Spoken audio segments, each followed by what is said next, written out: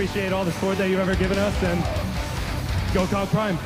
And I want to make sure you get your trophy here as well, man. MVP, Cyno, and his heavy, man. Make sure you hold on to it for me. MVP, raise it up for him, man. It's just so incredible. I'm so happy. And, I've always wanted to tell my parents that I finally won this tournament. So, Mom, Dad, I finally won Worlds. Feels like I'm in a dream. I haven't woken up yet. Hopefully, this dream never stops.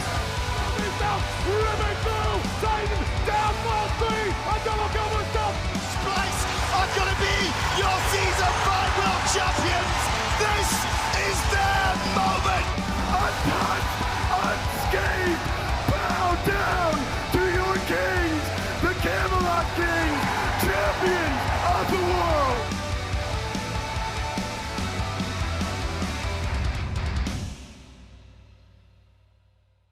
Well, welcome everyone into the SPL as we are once again on our path to Masters. We're hopping on the road, Mifflin, on the wagon, trying to figure out who will be the best team in SMITE, at least here through the beginning of the year. And of course, right now, a lot of that is going to be based on how these matches are going in Phase 1. Only 5 weeks to play, and we're entering week number 4 right here, right now. Also, Gore Mifflin on the desk for you here as we look at the schedule for today. Only 5 weeks? Only 5 weeks of this. I thought it was 6. Wow. Well, so week 1, 2, 3, 4 is where we're at. 5 is next week on the new patch that we just saw the notes for yesterday. Little break, right, for Memorial Day weekend. Playoffs. Wow. Is going to be a week right there, and then that's leading into a whole smattering that goes into towards Masters. Of course, a lot of qualifiers, seeding, a lot that's going to be leading into that. And of course, like I said, all of it still implied right here. If you're the Warriors this weekend, really just looking for like a single win, and you're going to be pretty much set at first throughout all of that. For everybody else, especially over in the Order division, you're fighting for a lot. Ferrymen and Leviathans is going to be up first today, one that I'm personally really excited for after what we saw from the Ferrymen next week. Well, maybe we'll dive a little further into that one. If you're wondering how these teams are split up and you want to see where they are, you can take a peek-see at where these divisions are at. The Kings starting to run ahead in the Order division, but nothing's guaranteed just yet. 3-3, trailing a couple wins behind them are the Ravens. Take a loss to them earlier this last week. And so definitely some wiggle room for improvement. Nothing set in stone yet for the Kings, but they're starting to run away, Mifflin, towards the top. And if you're the Warriors, you're 6-0. I believe at this point you'd have to lose out every single set, and everyone else in your division would have to, and specifically by everyone else in your division, I mean the Dragons and Leviathans have to win every single set. And so if the Warriors just get that one, they're set, they're safe, and they're fine at 6-0. First seed from each division goes straight to Masters, and that is what they're playing for right now. Everybody else has to play in those playoffs mentioned just a couple of minutes ago. And Mifflin, this set has a lot behind it, right? Ferrymen, not the start that they would have wanted to the year. I think you could say the exact same thing about the Leviathans on the other side. And definitely a lot more rocky than they would have wanted. And if you're trying to keep that conversation for first up, it's been rough for the Leviathans. But we've started to see them coalesce, right? Adapting slowly but surely, fitting into this team. Same thing for fineokay, that has otherwise been together for a long time. And adapting even actually one of the top first blood leaders as far as things go in the league right now, only actually falling to Oath. Oath has 7, adapting has 6. And it feels like this is a team as a whole that we've started to see find their identity. But I still couldn't tell you fully what it is yet. It still seems like they haven't fully finished cooking. Yeah, I don't know. The Leviathans are in an interesting spot right now in that they've only got the one more win over the Ferrymen, right? Ferrymen sitting at 1-4. I believe it's 2-4 for the Leviathans. But something about it just feels like the Leviathans have been that much closer to locking into the SPL, doesn't it? And I think it revolves around the guy on your screen right now, King Kennett, back for his celebration tour in the SPL after a long stint in the SCC.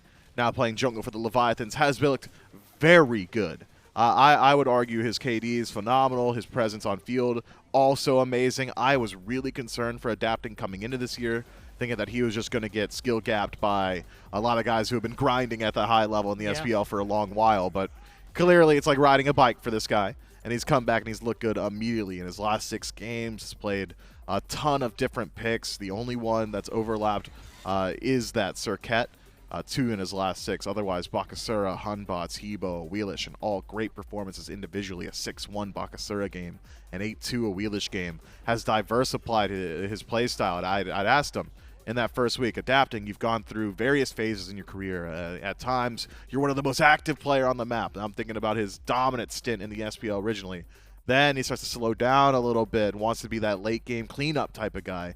Now has found the balance between those two wildly divergent playstyles, and will go to either at any point. And honestly, impressive. Last week got 20 kills throughout the entire week, which is not something easily accomplished in the SPL. I think that's my whole SPL kill record right there. I think he just tied me up. Did it in 1 week. It has been very, very Doesn't sound solid. good when you say that. Well, okay, I didn't need to. Yeah, you're right. In comparison, I maybe didn't need to say it that way.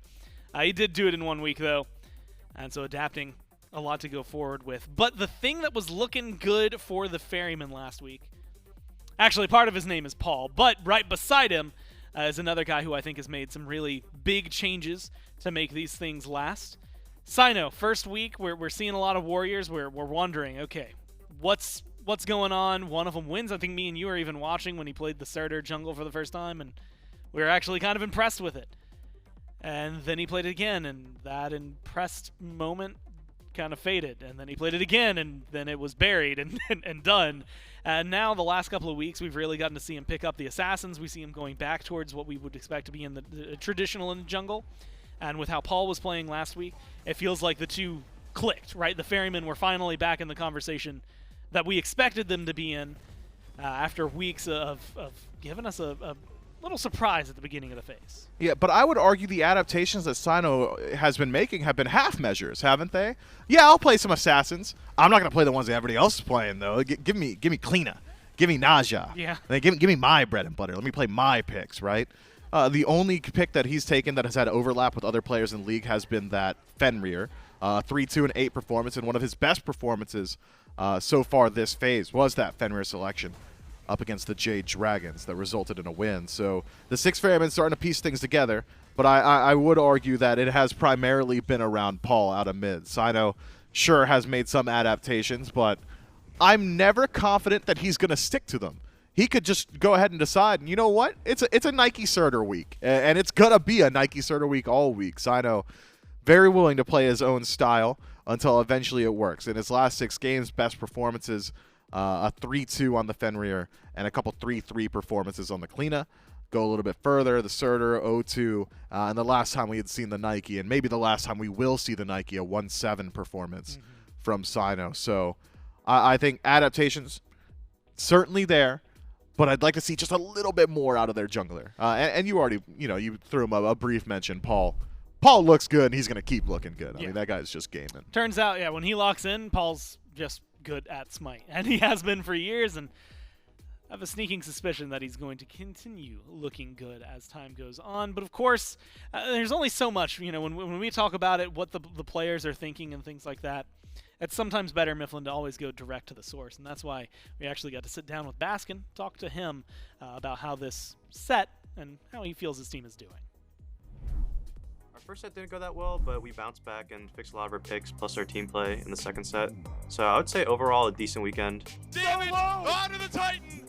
And in 46 minutes in game 2, the Styx Ferrymen will 2-0 the Dragon. Well, I think we had some growing pains adjusting to the meta and sort of meshing as a team, but obviously everyone on the team is a proven player, and I have faith in us come LAN time that we'll be a top team. Going into the set against Levi's, we're pretty confident, I would say. It is a Worlds semi-finals rematch, I believe, or maybe it was quarterfinals. Levi's are weird because they have Sheento on ping, and that's probably their most important player to have on good ping, their mid laner. So I do think that once he gets here on good ping and they get good practice in, they'll be a top team. I don't know actually how to judge them. On paper, they should be an insane team, but their results haven't been there recently. I do think we match up pretty well into them. So yeah, I think as long as we pick or have solid drafts and have good teamwork, I think we should be fine. Well, you can see, thinking, a couple stumbles towards the beginning of the phase, like you said, maybe struggles getting the grasp on the meta. I think everybody was, right? It's been rapid changes. Everybody but the Warriors. Everybody but the Warriors. And I think it's just because they have a team that is good at rapid changes, right? And so the question, I think, was going to be, when will they adapt And it seemed like they were getting there. We'll find out picks and bans for game number 1 between these two teams. Leviathans are going to be the first pick. Wait, Gore. See that in the cams? You see, in right there. the middle? Something Right there in seems the middle? different about this. Yeah, that chair is usually empty. Or maybe Or it's Slaney sits sitting in it. yeah. That's a That different doesn't guy. look like Slaney. Or he got a really big haircut and a lot of like facial reconstructive surgery, which I don't think, because I just saw him standing behind him. Yeah, That's Sheento. That's Sheento. And he's in the studio. Like he's here, physically. And you know what did Baskin say during the interview? Sheento not being on ping, super important. They're going to get way stronger when he's not on ping. Oh, God. It was for your set, Baskin. Yeah, you got to think. Actually, you know, speaking of Sheento, this is something that I personally, I don't typically like ragging on the deaths a lot and, you know, keeping track of most deaths until it's like, oh, hey, somebody hit 100 in the league just for a milestone.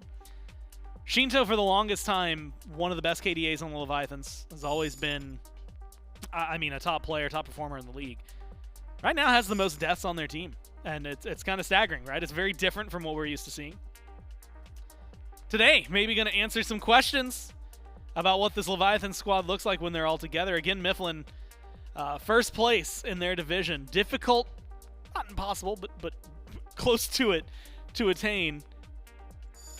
So right now, it's just what kind of look are we going to be getting with this team going forward. Aphrodite, Cernunnos, and the Hell banned out by the Leviathans. Marty, Vamana. We're waiting on the third ban. I actually want to ask you about this Cernunnos because he gets banned out, and following alongside that, the Hebo. I was looking at Cernunnos' win rate. 34 games played. Horus. He's only won 14 of them. That's like a little under half. He's almost at like a third. Did you say 31 games? 34. Oh, that's and a he's lot won under 14, half. Yeah, so it's like a 14-20 split. That's not great. And I'm kind of curious, at least from your perspective, do you think that's something to do with Cernunnos, or is it just the matchups he's getting thrown into, and you're seeing typically like Rom and sometimes Marty on the other side? I think it's also got to do with the position that people are picking Kern in. Like, you're not first picking him. So maybe you lost out on value on the other side. So often Kern's playing into things like Marty or the Ishtar. He is the consolation prize for the most part. So it could be that hunters are just very prevalent in the current meta and Cern just a bit weaker. But P's and B's are rolling by, Gore. This is going quick. Horus first overall for the Atlantis Leviathans. No surprise there. Yep. Standard initiation, single target CC, but primarily is the ability to reposition your allies as well as to sustain in some of these late-game team fights that are really strong. I had thought maybe the Leviathans would go towards Guan Yu in that first slot for a lot of the same reasons. Sustain, standard initiation, but it's that CDR on the heel. The more I see it and how it plays, and having gone back and watched some of these VODs and how it adjusts the team fights, that heel can just be so detrimental for the enemy team and their own personal arithmetic on when they're allowed to get involved. So keep your eyes on what I am assuming are going to be the soul laners here for either of these teams. Both playing high priority picks and ones that get very involved in that late game team fight. What I wasn't expecting to see was this immediate Nox selection from the Leviathans. When I think Nox, I think the Ravens, I think the Warriors. Those are two teams that have gone towards it consistently. The Jade Dragons at times as well. The Leviathans, on the other hand, certainly capable, and you'll never catch me ever doubting Ronngyu. For a brief stint in Season 9 was considered one of the, if not the best support in the league. But recently has been playing a whole lot of Yamoja, a good deal of Horus, and Terra as well has strayed away from this Nox. High execution, single target lockdown. So you've got it from two different targets on the Atlantis Leviathans now. I want to see some burn to follow it up, but you need to see some kill secure. You've got the CC. Who's making use of it? This one catches me off guard. Bans, before we get into this pick, come through. Alquang Serqet banned out by the Ferrymen, trying to target the guy we were talking about coming into this, the adapting on the other side, the king. Yamoja Terra banned out by the Leviathans, and so Aror shifts over to the Ganesh. Alquang catches me off guard a little bit because I think only adapting it might be catching that ban right now. Yeah, adapting had gone on the tier list and said, yeah, Alquang S tier. And I was sitting with the rest of the junglers, and they go, "Yeah, that's just like an adapting thing, I guess. Like that's just like that's what Kenneth's up to, you know. That's not exactly. It's his tier list. Yeah, it's asterisk, his tier asterisk. list. Yeah, this is not the jungler tier list. This is adapting's tier list. So clearly, the Ferryman had done a good deal of homework, maybe watched him and seen where he values that pick. And I think that Aokwang is on the precipice of great, maybe one buff away from being in that top meta conversation, but as of right now, even the itemization changes for mages here in year 10 have not quite pushed him over that edge for me. It still takes a little while to get scaling and struggles a little bit in that earliest portion of the game, which seems like is very important for these junglers right now, who generally start to get involved around levels 4 through 5. Who's exactly good at that? Thor is very good at exactly that, and it's one of Adapting's signature picks, and one that he was hailed as the best in the world at for a brief stint. The conversation was, is it Adapting, is it Zeros, is it Xing? Xing fell out of that conversation real quick, so then it was, is it Adapting or Zeros? And one of them's like a multi-time world champion and still in the league, so I'm thinking Adapting make a great argument for himself as the Thor guy. There's a pick, and now an Atlantis Leviathans roster that is all on land that I think everyone should start getting excited about. And then it's almost poetic how it lines up on the other side. We get Adapting's pick out of the jungle, you know, maybe something that not everybody's playing. I think of Oath right now as another contemporary in the SPL that would go towards this Thor. And then on the other side, Cyno, who has been steadfast in his, I suppose, character faith. He's staying faithful to his god pool, hovering this Naja. And I'm thinking to myself, man, I sure hope it's not a Naja. Okay, so I have to ask, do you hope it's not a Naja? Because as we were talking about coming into this, Naja's not strictly in the meta right now. Or do you hope it's not a Naja because it plays poorly into the Leviathans and or poorly for its own team? Yes. Okay. Both of them. Both of them. Both of them. You don't want to play Naja into Nox. Or she's just got that silence field. Okay, you sash. It takes a second. Reaction silence on feet. And then all of a sudden it becomes much more difficult to go into that Windfire wheels. It's very easy to lock down Naja as well. I mean, if you're sashing just to burn beads, all of a sudden you've got a shadow lock on you. It's very telegraphed. This is not a composition from the Ferryman that's got the wildest level of follow-up, especially if Baba Yaga is going to go down that prophetic cloak tree. And Paul's going to do that because it's ridiculous how tanky you can get on that pick and how much damage you're still putting out. So I think Cliodhna, although still not a standard assassin in the SPL, at least an assassin, and one of the best performing picks for Cyno as of recent as well. Yeah, something that goes well and has actually paired well on this team with Paul, specifically on Baba. 11, 3, and 12, I believe, the last few Baba Yaga games he has played. 2 of those admittedly were losses, and one of them was 0-1 and 0, so he played well but didn't maybe get everything done. But the last time he did it against the Dragons, 7-0 and 8. And so you have to think in tandem, these picks go pretty well for him. It is all about the jungle, though, right? We talked about him coming into this for a good reason. And I think the Thor, I see the Cliodhna, definitely makes a big difference. But the Horus versus the Guan, another one, you know, top of the picks for a reason. Both of them have been very prominent over the last few weeks. Horus has been competing right now and fighting Vamana specifically for that #1 pick ban spot. Is the play specifically around this Horus going to be enough to outdo a Guan? Is it just too different to really compare the two? Is it apples to oranges, or can it bring something that the Leviathans need desperately? There is a lot of parity between these two picks, both sustained style warriors, both very good at initiating on the front line. I think that Guan, that instant cavalry charge, hey, you're stunned and my team's on top of you, you weren't ready for it, can be replicated by Horus without having to dedicate his ultimate, which is why we probably see him prioritize a little bit more highly, is that it's fracture into knock-up, you can't play the game, and now you're dead, whereas Guan Yu's a little bit more restricted in how he initiates the fight. Guan Yu brings more sustain to the team fight, though, that additional CDR, especially when matched with another healer. Yeah. That's when I think Guan Yu's at his best, when he is matched with another healer. That's him. That's not exactly what the Ferrymen have got, so instead you got to lean on the other strengths of Guan Yu, which is the defense shred from Taolu Assault, the chase down potential from Warrior's Will, the second ability, that dash.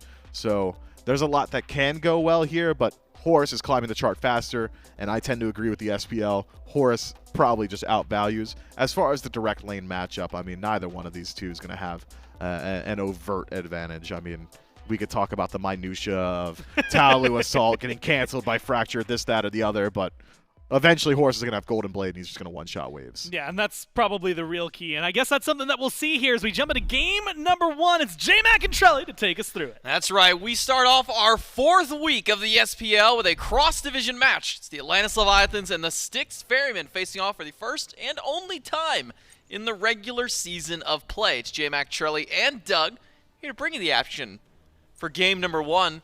And Trelly, maybe the biggest uppings for the Atlantis Leviathans this week is that Sheento now in studio, and that's been one of our primary talking points about this team is really how well is this team going to perform now that Sheento is here in the studio, and putting him on maybe a safe pick like Merlin to kind of warm himself back up.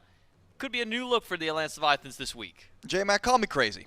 You're crazy. Thank you. I need that. You're welcome. But I would argue adapting on Thor, greater than sign Sheento back in studio. This pick has been banned away from him so many times. We don't even know if he's good on Thor anymore. I mean, I know. I think you know as well, but I'm so excited to see exactly how adapting is able to pilot this pick. Is it like riding a bike? Is it just going to come right back to you, or is it going to be a little rusty? Thor is one of those junglers, extremely hit or miss, and it's all about, are you hitting those walls consistently? Are you able to land the double taps? And more importantly, are you landing those impactful Anvil of Dawns?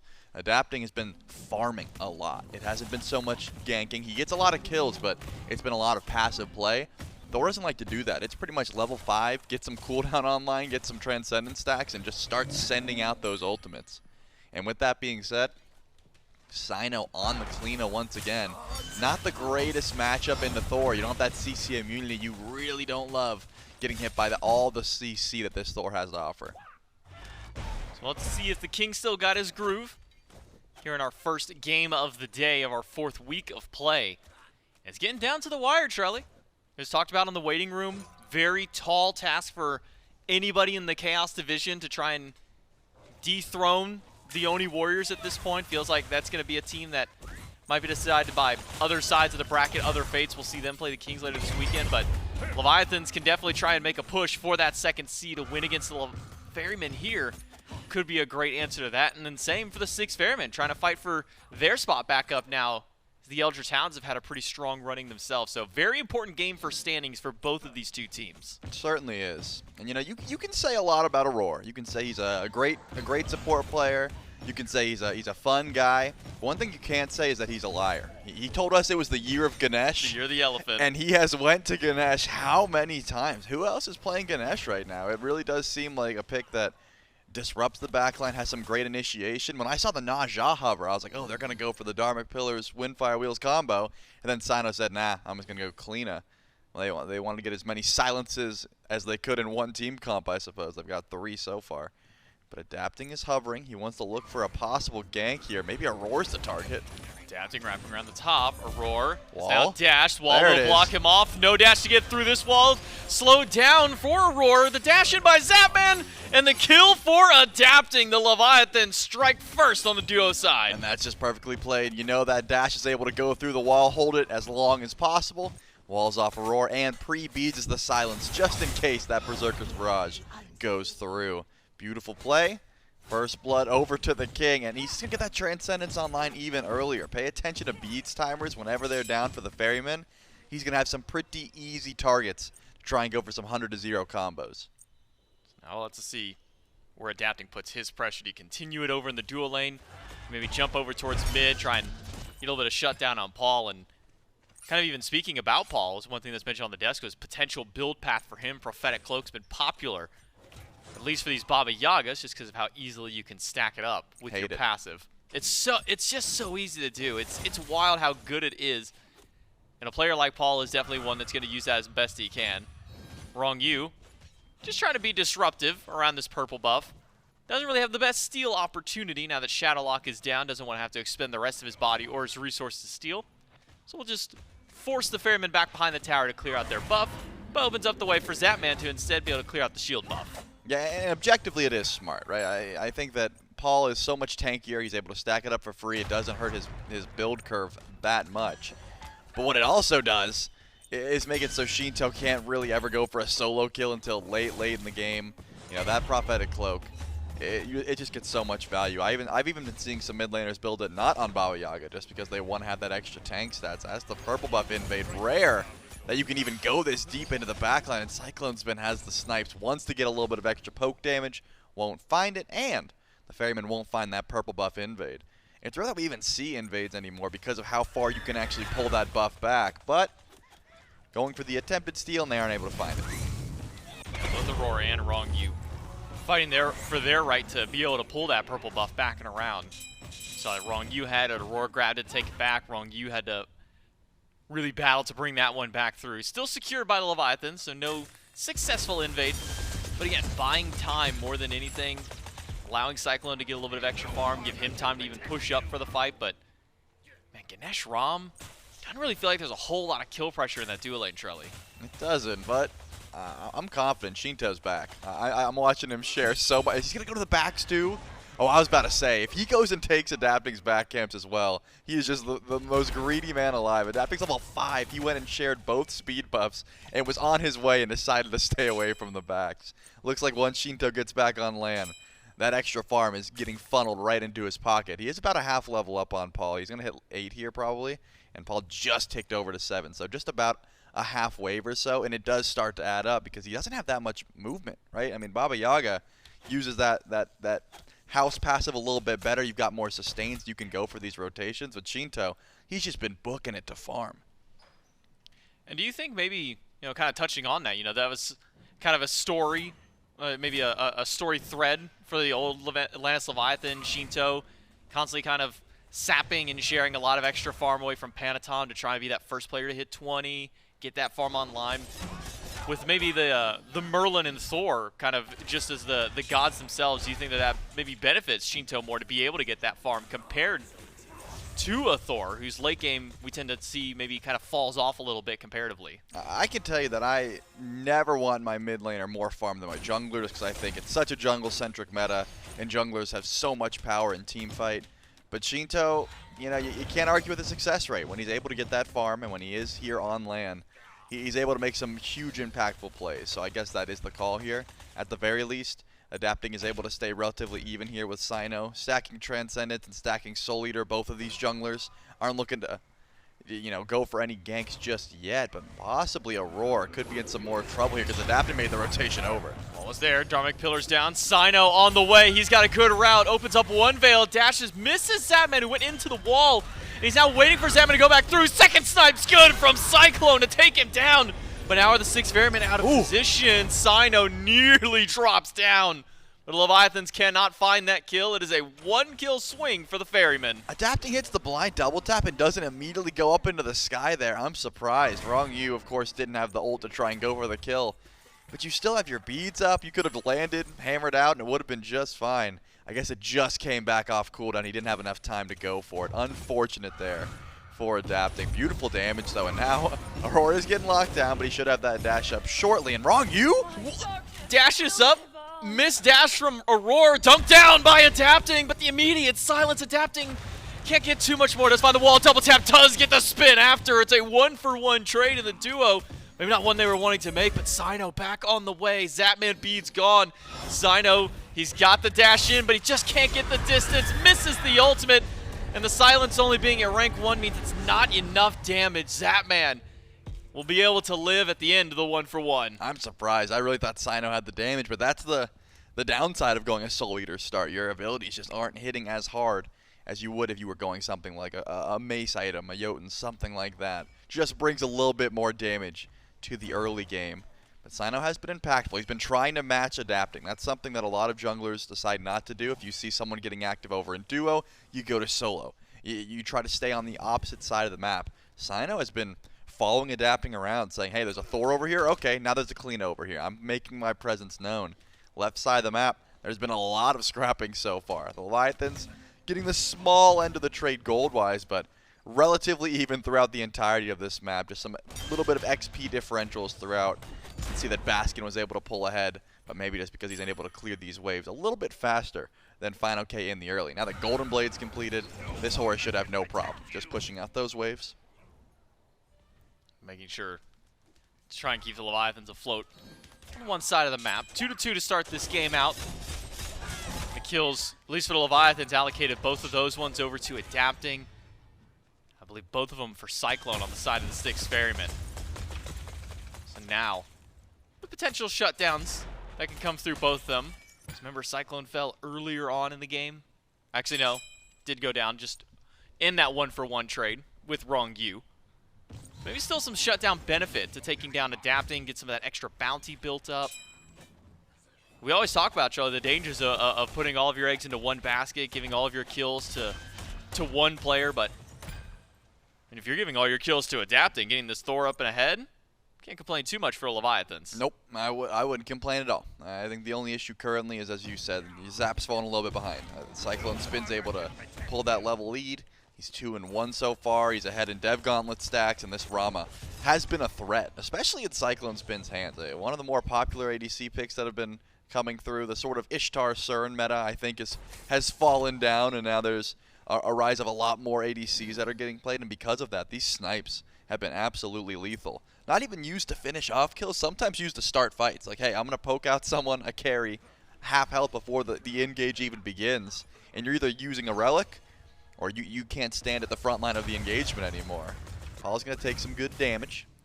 But again, the beats, that's the big key here. As Cyno's going to hide in the wall. He's got some decent damage here. Goes out one Veil. Pyromancer does go to the Leviathans. And Adapting actually beats the silence from Cyno. So now that will be down. Still with Pyromancer, it does give a Runic Bomb over to the Leviathans. The Ferrymen are the ones who step up to the Tier 1 tower. Don't have the minions to push in. And instead, with Baskin rotating over, Charlie, an attempt now at the Gold Fury for the Styx Ferrymen. The Leviathans have got to recognize this. Adapting's got ult. He can make a huge play to dunk in. One ult used by Cyno to get the damage burst through. The Ferrymen get the Gold Fury. A dunk down in by fineokay doesn't find anybody either. It's the Ferrymen who take the objective trade out. Pyro for Leviathans, Fury for Ferrymen. That's one of the benefits of this composition. You know, you talk about the difference between Cyno and Adapting early on. Adapting has that kill potential, but Cyno has incredible burn towards these objectives. You pierce the Veil a few times on a Gold Fury, and it gets absolutely melted. The Leviathans knew that was happening. They make the rotation in. fineokay makes the ultimate, but the Styx Ferrymen do not stick around. They're going to stay back. As Cyno is trying to bully out Cyno, get some good damage, and now Baskin's locked down. But he's just so tanky. They doesn't seem like they can find anything here. Not a lot of damage done his way. Instead, it's a lot more back towards Ronngyu, who just eats a single potion and then a Witchfire magic immediately from Paul. He's not going for any stacking on the Baba Yaga, at least not yet. Instead, it's double flat pen, Spear of Desolation, Divine Ruin. I wonder how the mid builds will start to progress. We did see some nerf, at least the itemization of mages and the bonus balance. Maybe a little bit less on things like Do More, Rada Tahuti, maybe not as potent as they once were, but at least for Paul, still sticking with some of the tried and true. And now with that Cleric's Cloak, definitely an indication that he is going towards that Prophetic. You know it. Paul's got a playbook, and he sticks to it. He says, I'm going to go double flat pen. I guess in this case, it's a one-page book. Yep. it's just Prophetic Cloak. That's the book. And like I said, it just becomes so annoying for Sheento, who is probably not going to build in that direction, so he's just going to have to get even more damage online to try and match the defense that Paul's going to be grabbing. And because of that, you lose the value in going for poke just a little bit. Well, I guess Paul loses some damage in that regard, so it might start to balance out. Cyno and Baskin, I was going to say, getting some good damage on a fineokay. He should be able to fracture out of trouble for the time being. And here comes Zapman. Zapman dives down. He's a 1-2 combo. Silence from Cyno stops Zapman from being able to. Does get the root, but body blocks now necessary by Cyno.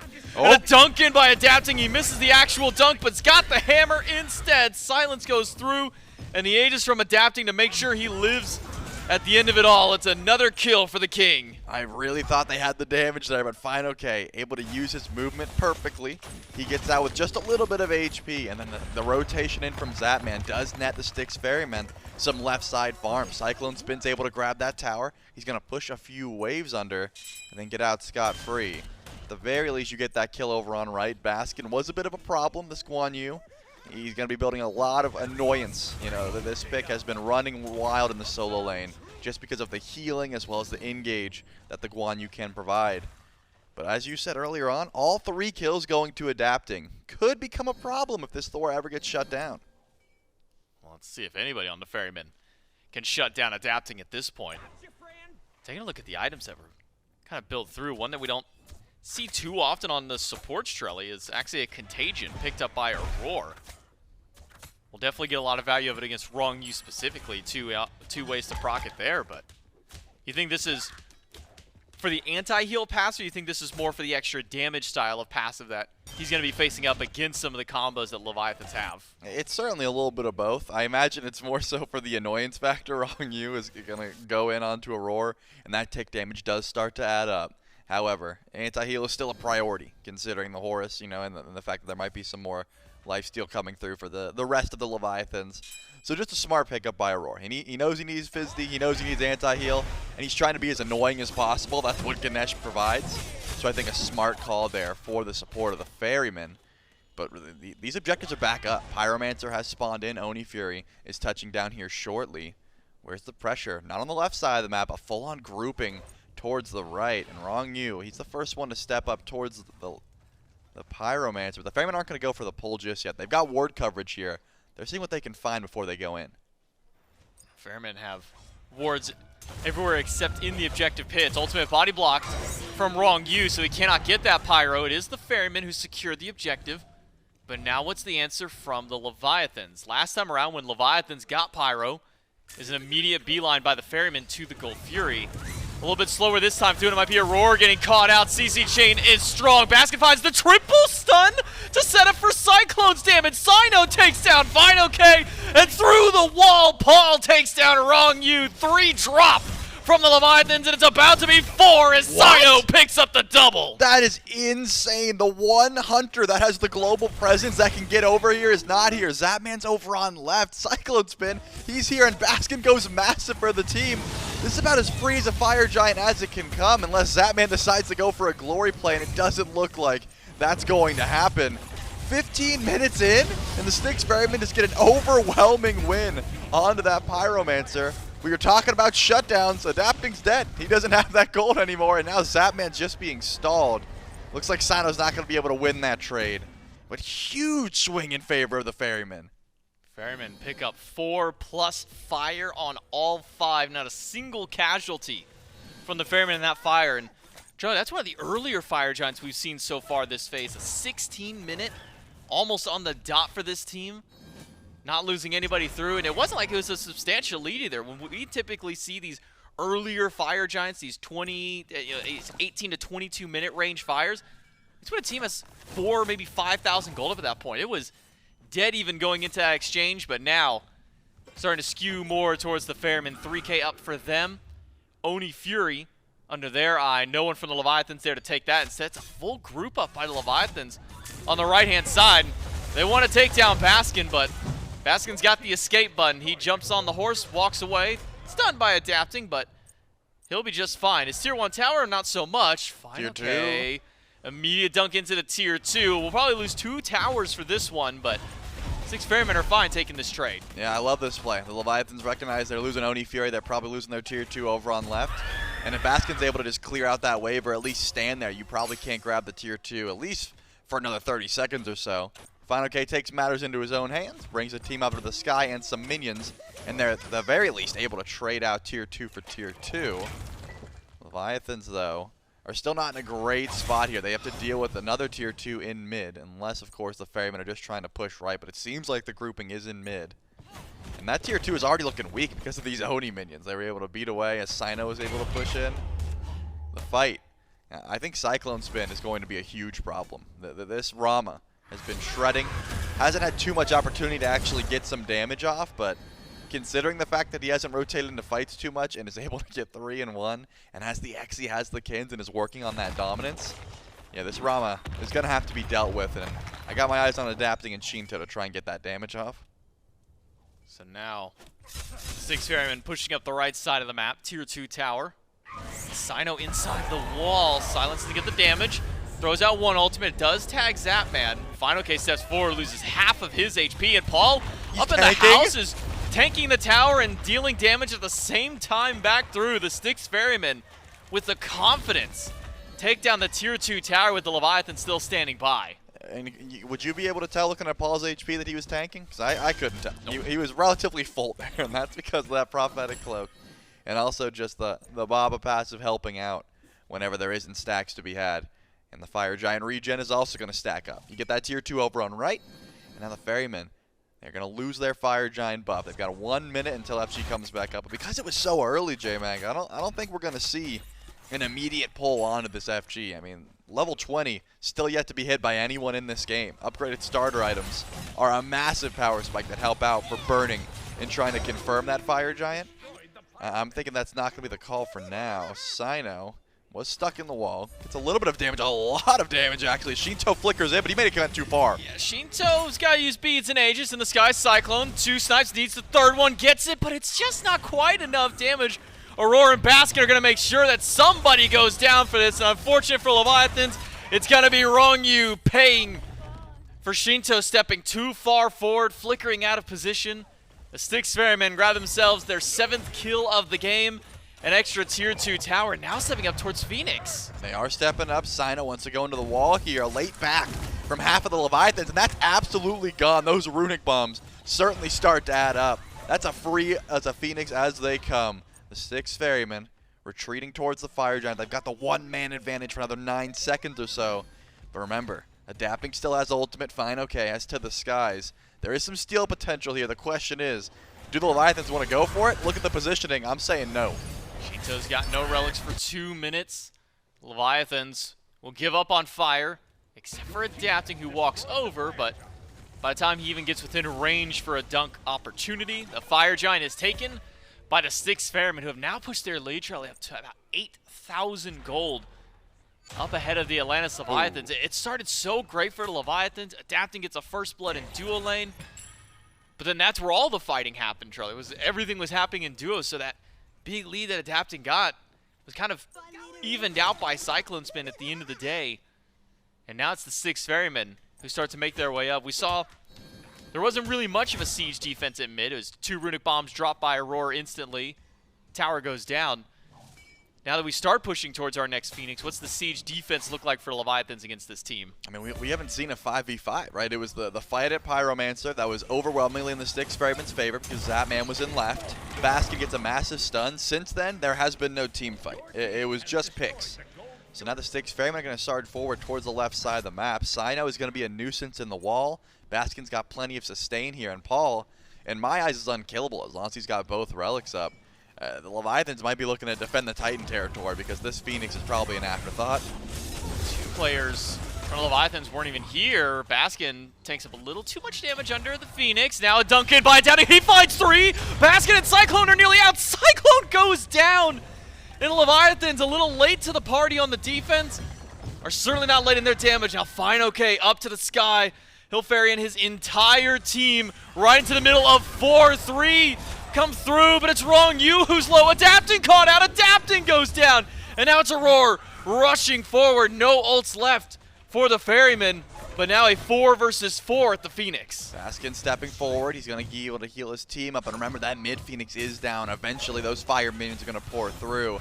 But what do the Styx Ferrymen do in the meantime? They only have 1 minute left on this Fire Giant buff, and Ronngyu trying to frontline here with fineokay. This is what I thought the play was from the start. I'm amazed the Styx Ferrymen just funneled in. They thought their lead was bigger than it was. Send Cyno to mid, push some waves in. You've got a Phoenix down, and you have to use it. Unfortunately, the Leviathans did overstay that win after they were able to get the stop on the left side. fineokay goes to the skies, and they try and chase. But telegraphing where your team is going to land against so much AoE that the Styx Ferrymen has pretty much guarantees that someone's going down. At the very least, you keep your bird alive, though. That left side Phoenix stands tall, so good defense there from the Leviathans. They should be able to grab some more farm in the meantime. We're not quite at enhanced Fire Giant territory yet. Only 23 minutes in. So it's not going to be the end of the world if you're able to lose 1 more. But I think that's what we're seeing the impact of these Thor ults, because we haven't seen them in a while. It's been a lot of just sitting back and farming. But when Adapting is able to make a massive play like that, and I gotta say, the Styx Ferrymen 100% misplay. There's no reason to just walk in there. You have your mid Phoenix down. You can leverage those minions. You don't have to walk up until you're really forced to with that Fire Giant buff. I think that was a little bit of overconfidence, and also, hey, we've got pretty much every objective we walked up to for the past 7 minutes. This should be free. And the Leviathan said, hey, we haven't fought you for any of those objectives, so we're just letting you know we still do have some damage. Certainly did. enough to at least push back the Styx Ferrymen, put a kill on the CycloneSpin's column as well. Maybe the big part there, getting a little bit of shutdown towards their hunter and really kind of numbing the pain. fineokay has ult. Cyclone doesn't have the damage to kill without crit, but did a lot to fineokay, who's now going to have to route himself around. Does end up blinking under the bird to head back towards Phoenix. Does he have enough time to back is the question. He's going to start the channel.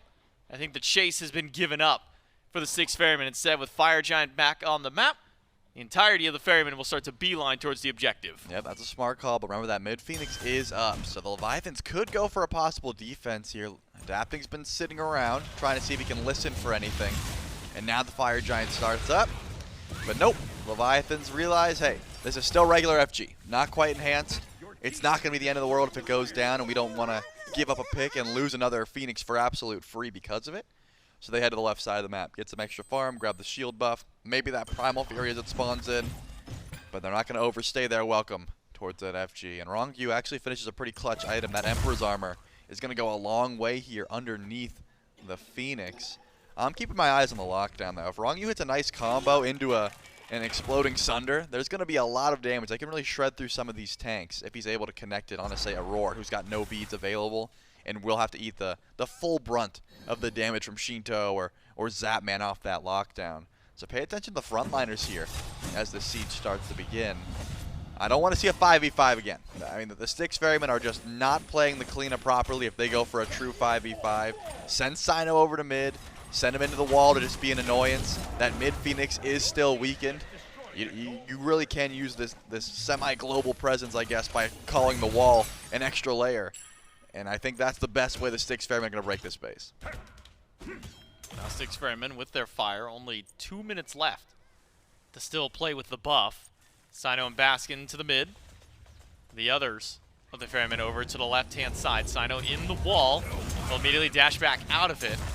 Ronngyu with the Emperor's Armor slowing down the pace over on left. Cyno does lose out on his beads, immediately popped by adapting. And Ronngyu slowing things down over here on the left side. Not much progress made on either Phoenix just yet. Half HP on mid, little over that, about 60% on the one in the left lane. fineokay doing a good job of keeping his team alive and healthy. All that healing to make sure that nobody falls too far down as these fights continue to kind of pitter around. Yep, playing it slow. I like the Cyno and Baskin split here, but Cyno's going to eat a lot of damage because of that wall. Remember, he doesn't have his beads. So anytime some CC connects like this, Cyno's going to take a lot of damage. He's going to have to dash away. fineokay, beautiful blink there to try and slow this siege. But when is Adapting going to go to the sky? Probably when the Styx Ferrymen decide to actually commit to a bird. So far, it's just been poked, but left Phoenix is getting weak.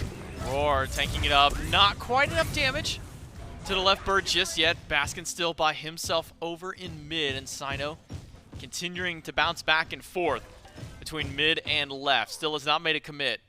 Almost a minute and a half has gone by since the siege started on the two Phoenixes.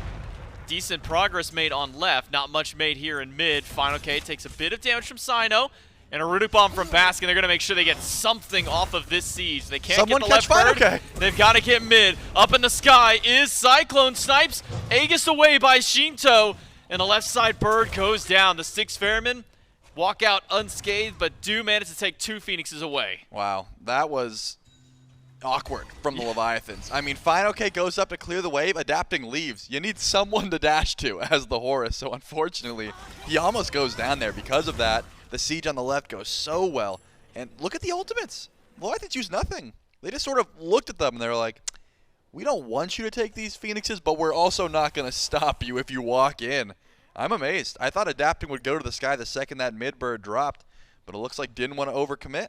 And the rest of the team, when Sheento goes back to base, a little bit too little too late. Ronngyu, I was curious if he was going to step up and try and go for an ambush, but besides Cyno and CycloneSpin, the relics are looking good for the Styx Ferrymen. They didn't have to use much there. That was two free Phoenixes as far as I'm concerned. Now it's time to see if this enhanced Fire Giant comes through, because we're at 28:30. I think the Styx Ferrymen know there's only one more bird, so they don't have to play for EFG, but most teams in this situation, J-Mac, they just stall it out. They sit around the Fire Giant. They don't DPS it immediately. They wait for that 30-minute mark. It doesn't seem like the Styx Ferrymen are interested in that play. No, So with nobody on the Leviathans around, it'll be an easy fire giant for Styx Ferrymen. That makes now number 4 of the game, Charlie, at 29 minutes. Styx Ferrymen, they've only got 1 Phoenix left to deal with. That's the one over on the solo lane side of the map. So the Styx Ferrymen will start their path that direction, clear out the waves along the way, and they've got a minion wave melee in tow, but minion waves did get pushed pretty far out on the left-hand side, so not too much commitment needed from the Leviathans to go that way just yet, but still gonna need as many as you can over towards this right side against the full force of the Styx Ferrymen. Yep, and analysis is the same. No reason to 5v5 here. Send Cyno to push some waves, stall it out, wait for those fire minion waves to walk up. But also, if the Leviathans aren't going to fight, you can do what you want. If they're going to go for the same defensive play of not doing anything at all, this Phoenix is going to go down for absolute free. I need to see some ultimates used here from the Leviathans. Maybe not this bird. Maybe this right side Phoenix is not the most important to them at this point. But trying to go for some sort of fight here. Zapman does ult in, trying to find Cyno. He takes some good damage, but not able to find the kill. Adapting to the sky, the Ferrymen are grouping up. The dunk only hits Baskin, but it's just enough damage to do so. Sheento credit for 1. Aror drops Darmic Pillars, but he will fall all the same. Sheento takes the double kill for Leviathans, and they've repelled the Ferrymen at the Phoenix. Yep, and that's for absolute free. They use those ultimates. They actually get some good confirm and the lockdown. This is what I was talking about. Aror does not have beads. If you're able to just use this Nox combo, this Thor wall, the amount of CC the Leviathans have really does start to get annoying underneath this Phoenix with an Emp armor. There's a lot of damage you can do to these tanks that don't have CC immunity. And that's why I thought it was a bit puzzling that the Styx Ferrymen didn't just stall out for EFG. It becomes a lot easier. You don't have to go for the 5v5. You can just send Baskin somewhere else instead of Cyno if you're worried he's going to die. But the Leviathans are able to show when they actually use their abilities, when they use their ultimates and try and fight, they still have plenty of fight back underneath these Phoenixes. That should be the last push. Another 59 seconds or so, but Auror's not going to be up for 7 of those. It's probably going to be an enhanced fire giant fight, and mid Phoenix will definitely come up. It looks like left will, so the Leviathans should be able to get both birds back up in tow for this enhanced fire giant scrap. But if I know anything about the Styx Ferrymen, they like to go for some questionable plays, and Paul's actually by himself. I was going to say, they might go for some wraparound, they might go for some grouping in the jungle, trying to find a fight before that fire giant spawns in. And so far they're just pushing up left. J-Mac, they're not going to have the fire giant buff here. It's only up for 25 more seconds. Maybe trying to push in the last couple of fire waves that they do have, as the next wave that spawned in is just going to be regular minions. So now, Styx Ferrymen with their final fire wave. Can they find the offense against the Leviathans? Can the Leviathans find the defense against the 5-stack of the Ferrymen? Ferrymen, seeing that all members of the Leviathans are there, will give up their siege in left. Instead, rotate back through, clear out what jungle is left for the Ferrymen, and get reset. 1 minute. Here it is. Less than a minute till fire. I thought Styx Ferrymen would go back, but keeping us guessing more than anything else, Charlie. Are they going to go? Are they not? Still to be determined. A few players heading back to base. Paul still kind of maneuvering around the mid just to get any farm that he can that's left on the map. This really does benefit the Leviathans, though, because of that global presence. Because Zapman can push out left and still ult into EFG. The Styx Ferrymen not being able to grab any of those Phoenixes there on any of their sieges because of the left and mid, and they weren't able to grab right, means that Zapman should just stay on the left side of the map. I see no reason for him to join this fight until he sends someone over. Of course, Baskin does have teleport, so he's able to stop that split push and still make his presence known towards the EFG fight. But it looks like Zapman's going to book it on foot over towards this objective. He doesn't want to give the Styx Ferrymen any sign that he's not going to be here grouped up towards the fight. And I'm thinking adapting still has that delete button. There's ultimate. He's full damage online. He's got Protector of the Jungle, and you're fighting in the jungle. This Thor could be absolutely massive. And that's why the Styx Ferrymen aren't going for the immediate pull, if anything. They're backing up a bit. They're going to wait until they can find an easy pick or, at the very least, some sort of opening to try and find an engage in the jungle here. Styx Ferrymen taking their time around this enhanced fire giant. The lead starting to matter less and less as this game continues. Well, it was 8, nearly 10,000 gold at one point. It's crawled his way back down to about 6,000. Nearly everybody full build at this point. In fact, I think with that pick up by Ronngyu, who just puts him only an item behind Aror at this point, but picks up a power potion, has his relics up. 3 runic bombs in play, Trelly. 2 for Leviathans, 1 for the Ferrymen. No ideal secure on either side means that potentially those could come into play. I think the fight might be what the Ferrymen want to start with. Fire is pulled. Ronngyu and fineokay inside the pit with the Ferrymen. fineokay dashes into Aror. Aror dashes out instantly. Ronngyu throws out the ult. Doesn't find anybody with it. The Fire Giant never got leashed. It's still sitting at 25%. And Adapting goes up to the sky right as the Fire Giant is leashed. And that's a Thor ult down while Zapman split pushing on left. Yep, and Zapman can join the fight, but it looks like the engage here from the Styx Ferrymen. Baskin's on the horse, but look at FG. It goes down for free. Zapman never left. He's just going for the Phoenix. Will split push Phoenix. Baskin throws TP. out the CC or the stem to go through, but a quick teleport in means left Phoenix will be spared. Baskin, Cyclone, and Cyno all heading back to make sure that Zapman cannot go that one. So all 5 enhanced Fire Giant for the Ferrymen. And Charlie, just felt like questionable decision by Leviathans to do that. I'm puzzled as well. Either send Zap over or make him commit towards that Phoenix. And Adapting goes to the sky, unfortunately, right at the time that the Styx Ferrymen decide to back off. And I'm guessing that was the call. I think the Leviathans like, hey, they're committing. Adapting goes to the sky. The Styx Ferrymen were waiting for that play. The second they see Anvil of Dawn, they retreat. They wait it out.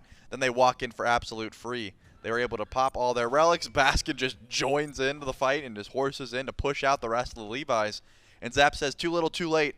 I'll go in for the Phoenix. The Styx Ferrymen played that perfectly. They just had to stall out that ultimate. And now they're able to push up the left side of the map. These sieges have traditionally not gone perfectly in a 5v5 setting. But now they have Enhanced Fire Giant. Your damage on these Phoenixes get a lot stronger with this buff. And already, the Magi's bubble pulled from Aror. That's what I was talking about. This Ganesh may be the first target of the fight if Aror has to walk up too far and Rongyu's on point with his silence. Paul trying to fish for some extra damage that he can get. Just misses being tapped by the Thor wall combo from Adapting. Instead, loading up a potion in hand for Paul, trying to get some poke on the Leviathans while the left side Phoenix takes a lot of damage. Cyclone rolls out and away from Ronngyu. Aror goes in to tank up, so that way Cyclone can take one. Duncan by Adapting hits Cyclone, but he's already up in the sky. Snipes towards Sheento instead. He's buying time before he lands back down. Doesn't end up having to use both his beads and his Aegis to get out of this fight. It's a sloppy fight, to say the least, Charlie, but the Styx Ferrymen and the Leviathans, they all stand strong. Sloppy, but Enhanced Fire Giant means that you leave a Phoenix alone for a second and it's going to go down. The real engage was on the left, but because everyone had to rotate in, Styx Ferrymen were able to grab mid-bird as well.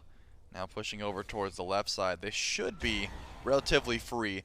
Just get in, get out, unless the Leviathans decide to try and chase down, try and fight here. And they are going for the fight. They're looking in the jungle, and Paul is able to free cast here over the wall. Keep your eyes on Paul on this Baba Yaga. He has not taken a whole lot of damage so far this game. Not at all. Not really been focused at all by the Leviathans throughout this bottom damage mitigated. Oh man, yeah, he is, and he even bought a damage mitigation item, which just shows that he is not being focused whatsoever by Leviathans. And considering he's also top in the player damage charts, might be a target that the Leviathans might want to aim for, but just feels like it's so hard for them outside of Adapting to really get to this back line. Yep, and in this case, I think fineokay is using his movement to try and pull one relic, then he gets silenced, has to beads and dash away. Adapting goes to the sky, he lands on a CycloneSpin. That's your dive. Who else is getting to Paul? No one. I was going to say maybe the Styx Ferrymen just rush in there. They decide not to. They lose their Fire Giant buff and they are going to retreat. It's just the composition the Leviathans have drafted here. They do have incredible CC on the frontliners, but unless they kill Aror quickly, that means their damage for the backline is hoping that Adapting is able to go for a free dive. And I've been the Thor in this situation. You hate to be the one to ult the backline. You're pulling relics, and then what? You have to use your relics to get out. You don't have a very big window of being able to get those relics down and then go back in once again. Adapting has not had a free ultimate since, I don't know, 10 minutes into this game. Ever since then. He's the only one who's able to pull a relic. fineokay has been able to get a beads or two, but it's usually on a Cyno, and then Cyno just avoids Adapting for the rest of the team fight. It's difficult to be a Thor, being the only one who's able to pull relics here. So now the Leviathans, once again fighting in deficit. 2 Phoenixes down. Enhanced Fire Giant on the map once more. But this time a full step up for the Leviathans. They have fire minions now pouring into 2 different lanes, are approaching the Titan room. Zapman goes up to the sky, sees where all the ferrymen are, but They thought they were getting backdoored. doesn't get much more than that. So now with that global down, Zapman, he's heading back to base. Now the Leviathans are 1 man less for this fire giant, but Zapman's got to go back as the minions are starting to get through. I mean, that's a very Ferryman style play to go for a wraparound backdoor like that. Enhanced Fire Giant getting very weak. There's not much steal potential here. Rongyu's ultimate gets body blocked too easily, and the Styx Ferrymen will be able to grab that one. fineokay trying to dash away, but Paul is sieging forward. He's the frontliner here. Baskin just missed the stun, snipes in the sky, Aegis away by adapting. Sheento being bombarded by Cyno's damage, who barely makes his way back into the wall. He's going to have to re-sustain up with the help of Baskin, but once more, all 5 of the ferrymen will pick up yet another fire giant for this team. This is fire giant like number 7 at this point for this team, but just hasn't been enough to fully break into the base just yet. One more siege to the left side, or to the right side of the map. Yep, Zapman's over on left. He's got to deal with fire minions. Right side, Phoenix. Aurora just dashes in, immediately gets locked down. He's going to eat some damage when those runic bombs go down. Baskin does get most of the damage on it, but not enough to take out the Phoenix. Duncan by adapting. He takes down Aror. Cyno low. Aegis gone, but fineokay as well. Sheento managed to take down Cyno, and it's only 3 of the ferrymen left. Paul now up in the home sweet home, but doesn't have any ideal targets unless Zapman gets caught lazy backing. Not going to be enough damage from Paul to really burst through what the Leviathans have on their defense, but just enough opportunity to take down Phoenix. They'll trade out Baskin's life, but it's 2 birds guaranteed down. I feel like I'm a broken record here, J-Mac, but once again, the Styx Ferrymen go for a 5v5. Adapting is going to walk forward here. Paul has a lot of damage. A little bit of burst can go a long way. Adapting actually dashes in there. He's a madman. He can't return that much damage. Paul's doing a lot back, but also takes an immense amount of damage. Snipes from Cyclone are up. From adapting and from Zapman as well, who dove in with his ultimate. Cyclone, he's got to roll away. Mid-bird saved by Ronngyu. The Titan's dying. But the left and the right bird, those ones are down. Fire minions are inside. Won't kill the Titan this time through, but under half HP with a comp like this, the Styx Ferrymen just need any given opportunity to walk right in. Yep, they certainly do. I don't think that these sieges have been going well. Again, the 5v5 is just so puzzling to me, especially when 2 Phoenixes are about to drop. I guess it worked out, because although you lost a few members of your squad, the left Phoenix did go down, and mid Phoenix almost drops if Ronngyu wasn't able to step up there. But Aurora just dashes in, wanted to pop the horrific, and unfortunately just gets CC locked down once again by Ronngyu. A beautiful ultimate from adapting to try and confirm those kills.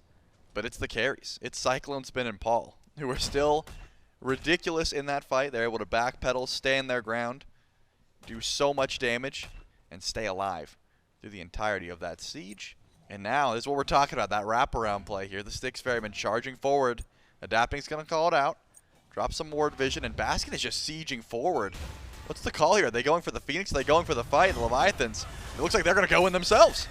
Okay, he's already used his blink. Adapting dunks on top of Baskin, but Baskin goes right back in. He might just fall down. One more shot from Zapman should be enough, but he can't land the auto. Instead, it's a turn and burn back to adapting. He falls to Cyclone. Zapman will charge into the middle of 4, but the damage output from Paul, from Cyclone, it's just too much. He'll stand on the wall to buy an extra time, and Aegis will only buy an extra second for Zapman before Paul puts him down. Snipes from Cyclone off the mark. But it's Paul and Cyno charging forward. Minions are winning the game for the Ferrymen right now. There's 3 low health bars. fineokay goes in. A Baskin is still charging back. The Minions are doing all the work for the Ferrymen. They'll walk in and take the game. And the Ferrymen knew all they had to do was find a fight in the jungle. As long as it was a little bit away from that Titan, the Minions would do the rest of the work. And once again, Paul just goes untouched, man. CycloneSpin does so much damage. I think the tanks on the Ferrymen.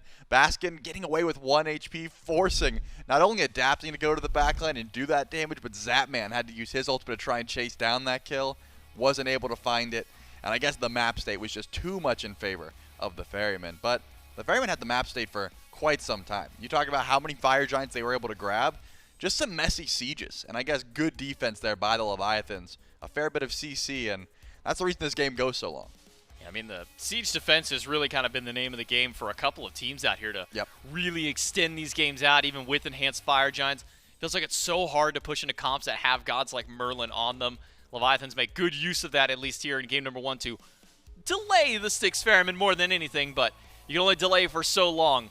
The Styx Ferrymen are able to get their minion waves in. They're able to take game number 1 and start off this set. Can the Ferrymen keep it going for game number 2? We'll find out right after this break.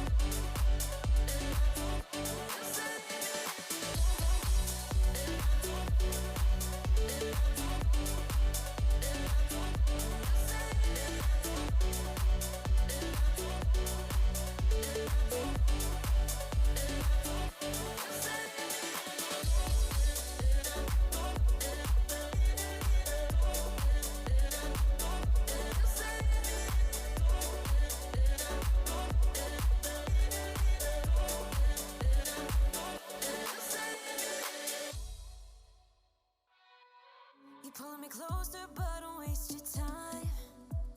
Don't have any time for all your empty lies. I used to think that you were only mine, but I was blinded by a shallow light. I'll call your friends, I'll let them know that I'm so done with the tragic boys. Tonight I'll get into my zone. I'll dance until the tears are gone. No time for bad love, bad love, bad love. I'm dancing all these tears away. No time for bad love, bad love, bad love. I'm dancing all these fears away. Don't need you.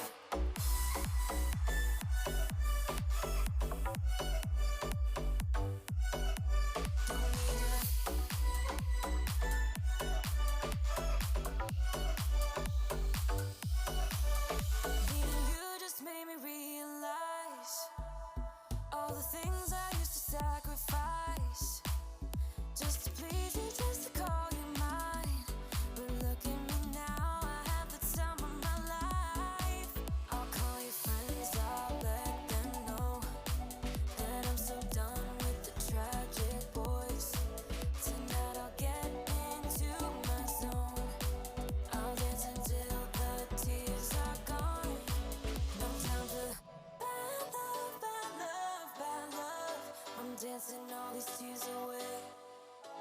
No time for bad love, bad love, bad love. I'm dancing all these fears away. Don't need you. Don't need you.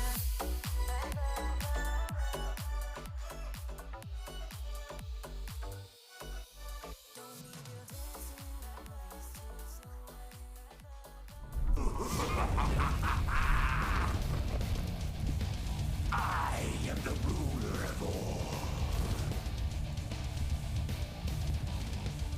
This pleases me.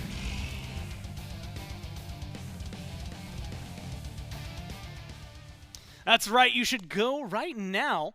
Mifflin, while you have the opportunity, you can go to advanced.gg. Me? You specifically. All right. You at home, you might benefit from this message as well. But you, Mifflin, should go to advanced.gg and make sure you pick up the God Slayer bundle, right? We've been talking a lot about the flavor. You've definitely seen, I think, Dave live making sure things go. We had the E-Shell Shaker, but now joining that, if you want something a little bit more, the God Slayer Shaker that is there as well, plus the flavor.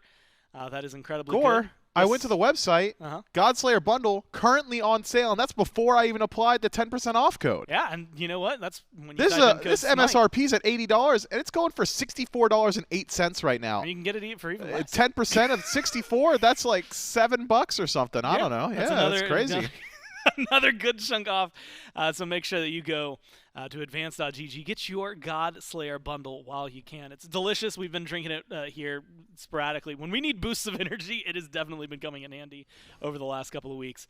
So make sure that you get your own while you're out there. Right now, maybe the Leviathans need that boost of energy more than anything, right? A good game that closes out for the Ferrymen. It's a little bit of a slow roller towards the end, right? You know, the EFG helping them out. They do get bounced back a couple of times, but they do end the game, Mifflin. It feels like a very interesting dynamic, and one that, honestly, if we're going on the conversation, at least that I was thinking of coming into this, helps cement the Ferrymen a little bit more in my mind as to what kind of team we're going to be getting here. Yeah, a team that is able to solidly hold on to a lead. Maybe could have pushed it a little bit harder, but I think once they were in control of that game, the Styx Ferrymen looked very, very good. I got to sing the praises of Cyno in particular. I've been calling into question his god selections in the previous weeks, and going into this set as well, I was concerned about this Cliodhna, but nearing the top of the damage charts, gets relatively involved in the mid-game. Early game, I would argue, adapting a bit more presence on map, but once Cliodhna had a few items under her belt, Cyno really made things work. And a couple of those initiations from the Leviathans where they're dragging in the entire team with that Horus ultimate. I'm thinking of that one on the left side Phoenix after the initial siege. They fall back, chase out with the ultimate. What happens? Well, he lands into the jungle and gets everybody silenced by a Cliodhna screaming through the wall. So I really liked that. I think that so long as Cyno's able to keep up those performances, we're going to see a good deal more success from the Styx Ferrymen. This is the exact play I'm talking about. Imagine landing your whole team into that mess. Not exactly easy to walk away from it, and clearly they did not. Otherwise, CycloneSpin, maybe not the most impressive individual performance, but quietly gets done exactly what his team requires of him. Paul, as always, when given the Baba Yaga, somehow just does immense damage and also front lines, probably because of that prophetic cloak build. That item looks real good on Baba Yaga. So if anyone else is playing it at home, make sure you're picking that up at some point. He's doing the Paul thing, right? Like he's just starter, damage, prot, damage. And as long as he's got something like that, it's almost always been something that's found success for Paul, and it seems to be going that way, right? 3-0-7, you had mentioned it, 5-2-4 for CycloneSpin. Really good, solid gameplay. We'll have to give the shout-outs, right? Sheento in studio does go 4-1-2. Nearly top damage. A lot of damage, yeah, in the game. By, like, what, literally 100 is what he missed it by from Paul. And so definitely maybe more to lean into here for the Leviathans. Keeps things interesting as we finish game number 1. Makes game number 2 even spicier, right? This Ferryman roster, a lineup that has been at the bottom, and for a while there it was like, okay, it's right now you and the Gladiators are kind of hanging out.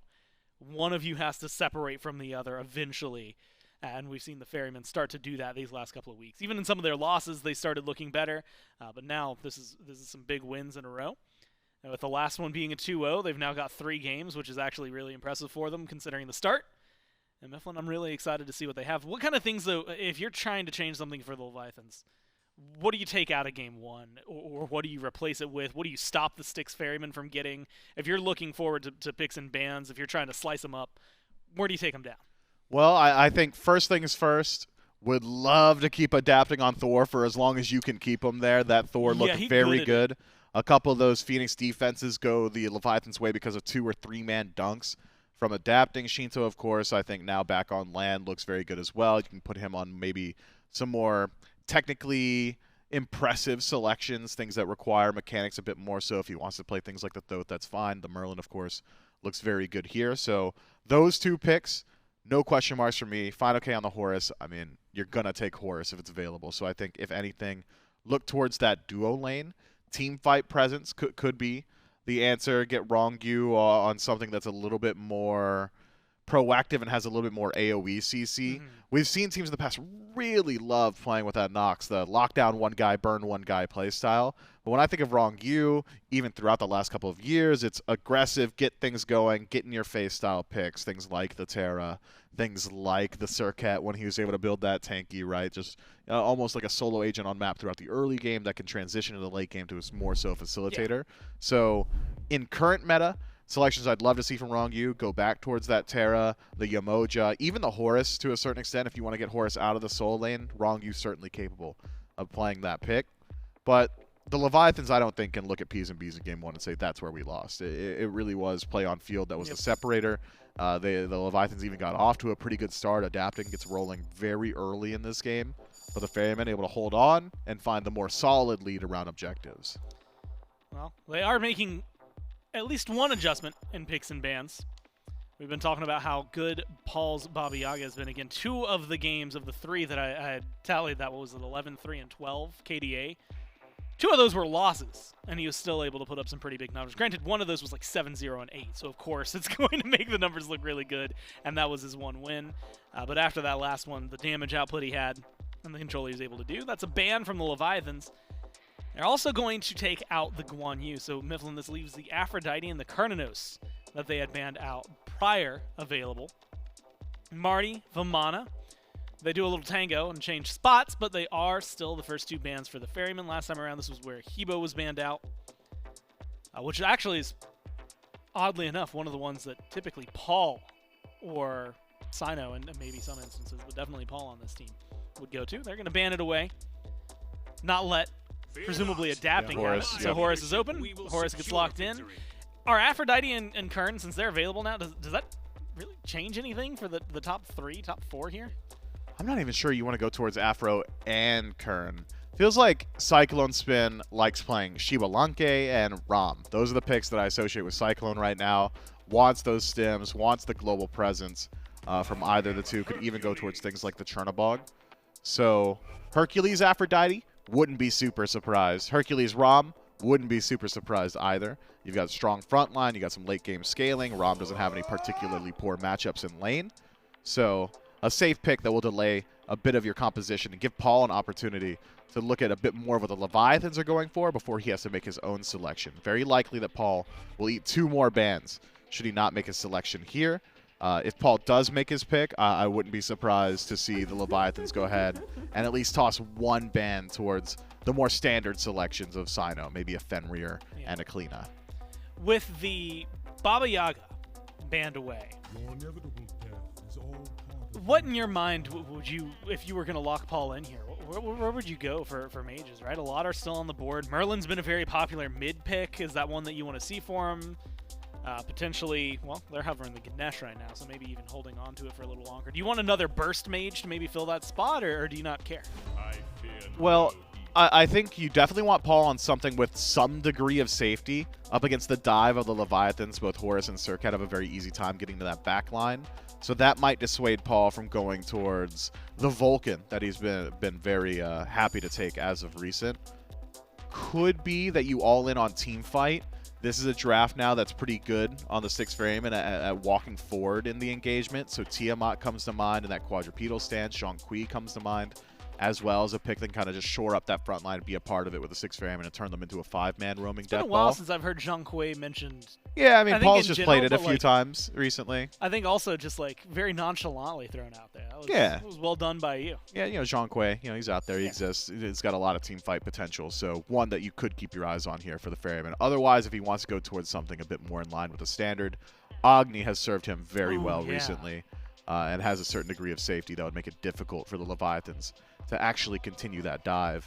Because counter dive is also a very strong point of this Styx Ferryman composition. Anytime you've got a Ganesha on your team, he's really good at that. You know, blink forward, telegraph, you hear the sound effect, immediately go into that silence and say, all right, well, you're in the back line, but you're not doing anything, right? And there's time for damage to be returned or force a retreat or something along those lines. As of now, bans roll through. Whole lot still available. Seems like the Leviathans not really concerned with that Cliodhna selection from Cyno. Instead, take a shot towards the Naja. Not something I would have expected. Naja, of course, one of the more high-performing picks from Cyno, especially in years of past. But that Cliodhna last game was very disruptive and could be here again. That's an easy pick in. They've typically been holding Cyno for the last pick. And pretty much all of their matchups. Maybe they go Fenrir here. I mean, Cyno's really liked the Fenrir, and you've got a couple of targets that just struggle against Ragnarok, Cern, Serqet to a certain extent. Really don't have great answers to it. Even Horus. I mean, if you could just force that ultimate defensively, you're removing a good deal of teamfight utility from the Leviathans. If it's not the Fenrir, at least we got the Agni, right? Yeah. I was actually looking because, you know, last week. What's really interesting is watching some of the wins versus losses and seeing where Paul and Cyno's picks were. Because some of their losses, at least, you know, at a very quick glance, you'd see like a Naja locked in with a mid laner in the top 3, and those would be a loss. And then you'd go to the next set and it'd be like, okay, here are the wins, and it's Agni plus another, like Agni Fenrir at the bottom, Agni something at the bottom, Baba something at the bottom. And so maybe not something, it's something I'd have to look forward into to see if there was even more of a trace of that for the Ferrymen, but at least some notes of success here. Like you said, the Agni's treated Paul incredibly well towards the bottom. You had mentioned the Tiamat and the Naja specifically being the bans, and even more so, the fact that you kind of split the difference knowing that the mid is there and that the jungle is there. But for those of you who are watching at home, right now we got to kick it to a quick break. Then when we get back, we'll close out the picks and bans.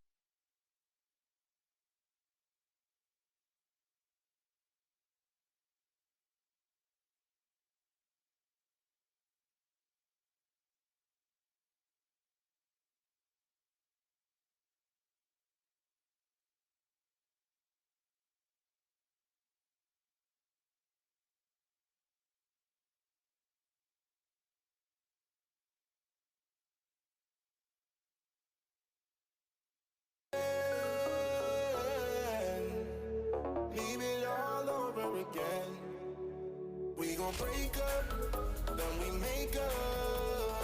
Act like we're gonna be friends. Blaze the fire, take me higher. Leave it all over again, all over again. Leave it all over again, all over again. Leave it all over again.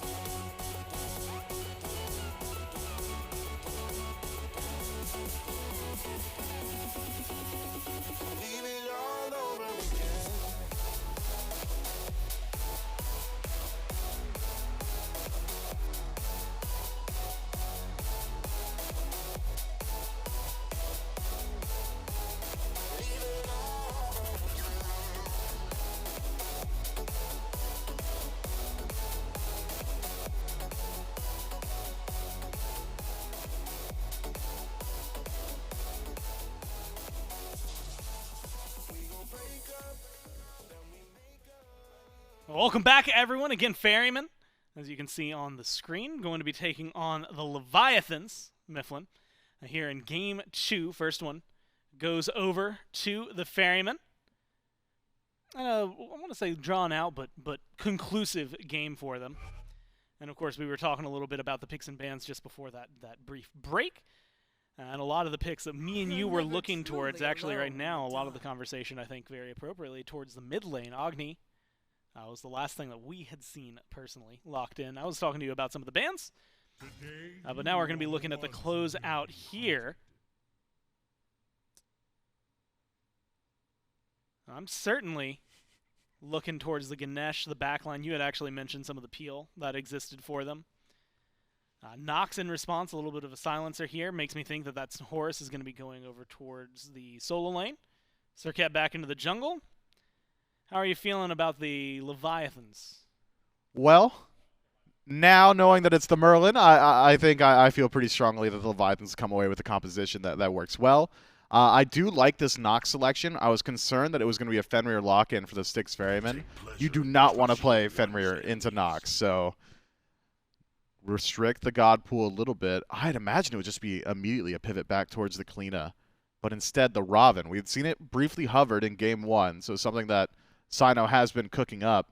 And I'm a massive fan of Ravana out of the jungle. It gives you a lot of aggression in the early game. Ravana is one of the few assassins that can really, or a few junglers rather, that can really get involved in tower dives throughout the early game. The overhead kick, giving you that additional layer of safety to immune out one massive burst of damage, can really change up how some of these exchanges start to go. You've got great chase down potential, slows, roots, the whole 9 yards. So Raven, maybe a little bit less damage overall than some of the other standard assassins, certainly has the potential to get involved in the team fight very early. As for good targets for Raven, I don't hate him into the Merlin. Feels like Merlin Flicker, you're not really getting a whole lot of space. The Prana Onslaught slow into the 10,000 hand Shadow Fist or whatever it's called, the root, really is a good chase down tool. And barring all that, you at least have the ultimate to close gap as well. So Raven, a very safe pick, and one that is active. But here's the question I have for you. We've got a long list of Cyno assassins he's been playing that haven't been in the meta and have worked well. Is Raven someone who can get on that list? Can he work out well for them? Or is this one that, like you said, is safe, can play well, but maybe won't make that big difference in game? Raven is very much a solo agent. He doesn't have the massive initiation. He doesn't have a big bit of CC to set up for your team. Raven's going to go out there and he's going to create space by dedicating his body. He creates space by moving forward, right? It's not, hey, I hit Confound, please follow up, or hey, I hit my root, please follow up. It's, hey, I hit my damage, please finish him off. Well, let's see what he can do here as we jump into game number 2, Ferrymen and Leviathans. That's right. It's the second game for these two teams and could potentially be the last one if it goes the way of the Styx Ferrymen. Leviathans have got to fight back, and they're going to use a very similar composition to what they were running in game number 1, Charlie, at least as far as their front line is concerned. Ronngyu, fineokay, not swapping anything up. Sheento back on the Merlin. But a little bit different out of adapting. Instead of the ranged initiation, the semi-global presence on the Thor, going to something maybe a little bit more single target now on the Serqet. And I think this is what this team comp needed, because adapting has to commit so much with Anvil of Dawn just to get a relic and then get out. Whereas Serqet, she can pull relics super easily. She doesn't even have to use the ultimate to do so. Has the blink, so you're not using your movement as the initiation. Serqet is just a lot easier. As simple as that. Sure, you don't have that massive AoE damage, but the Leviathans were going for a pick-based composition in game number 1 anyways. They had the Nox, they had the Horus CC. You're really only locking down one person with those combos. So to try and just double down on that with the Serqet, I think ends up working out for them if they're able to find those picks and then translate that into pulling objectives when they're ahead, things like that. But the Styx Ferrymen, they also have that same duo lane, which was a problem. Aror is annoying in the backline. The Dharmic Pillars initiating fights, as well as CycloneSpin just absolutely popping off on the Rama. Could become an issue. Whereas the mid 2v2, a night and day difference. The Agni and the Raven do not play at all like a Cliodhna and a Baba Yaga would. Adapting. And Sheento comboing up. They don't miss. Nice little 2-man Cobra's Kiss there for adapting. Puts Cyno and Paul together for Sheento to hit the Ice Bolt right after. So a nice little bit of early CC and early poke from the Leviathans to at least put a little bit of a hurt onto Paul and force out some of those early potions from this Agni. But Cyno can do a lot of that by himself. Dash from Paul, aggressive, but not enough to take down Adapting. Will force him into low HP, though. Yeah, if that dash hit, the tick damage would have got him pretty low there, but it seems like would have been just fine. You can tell Cyno wants to get aggressive. This is one of the things that Robin really can do. Doesn't have the CC. He just wants to blink in and just scrap, right? He's going to root you. He's going to slow you, of course, but he wants to do damage, and he's got tons of safety with that overhead kick. I was wondering if Adapting wanted to go for a wraparound play, but it looks like he's just going to try and go for some mid camps. But Paul did dash. With that being said, going over to rights is a free play. You're not going to be losing your beads anytime soon.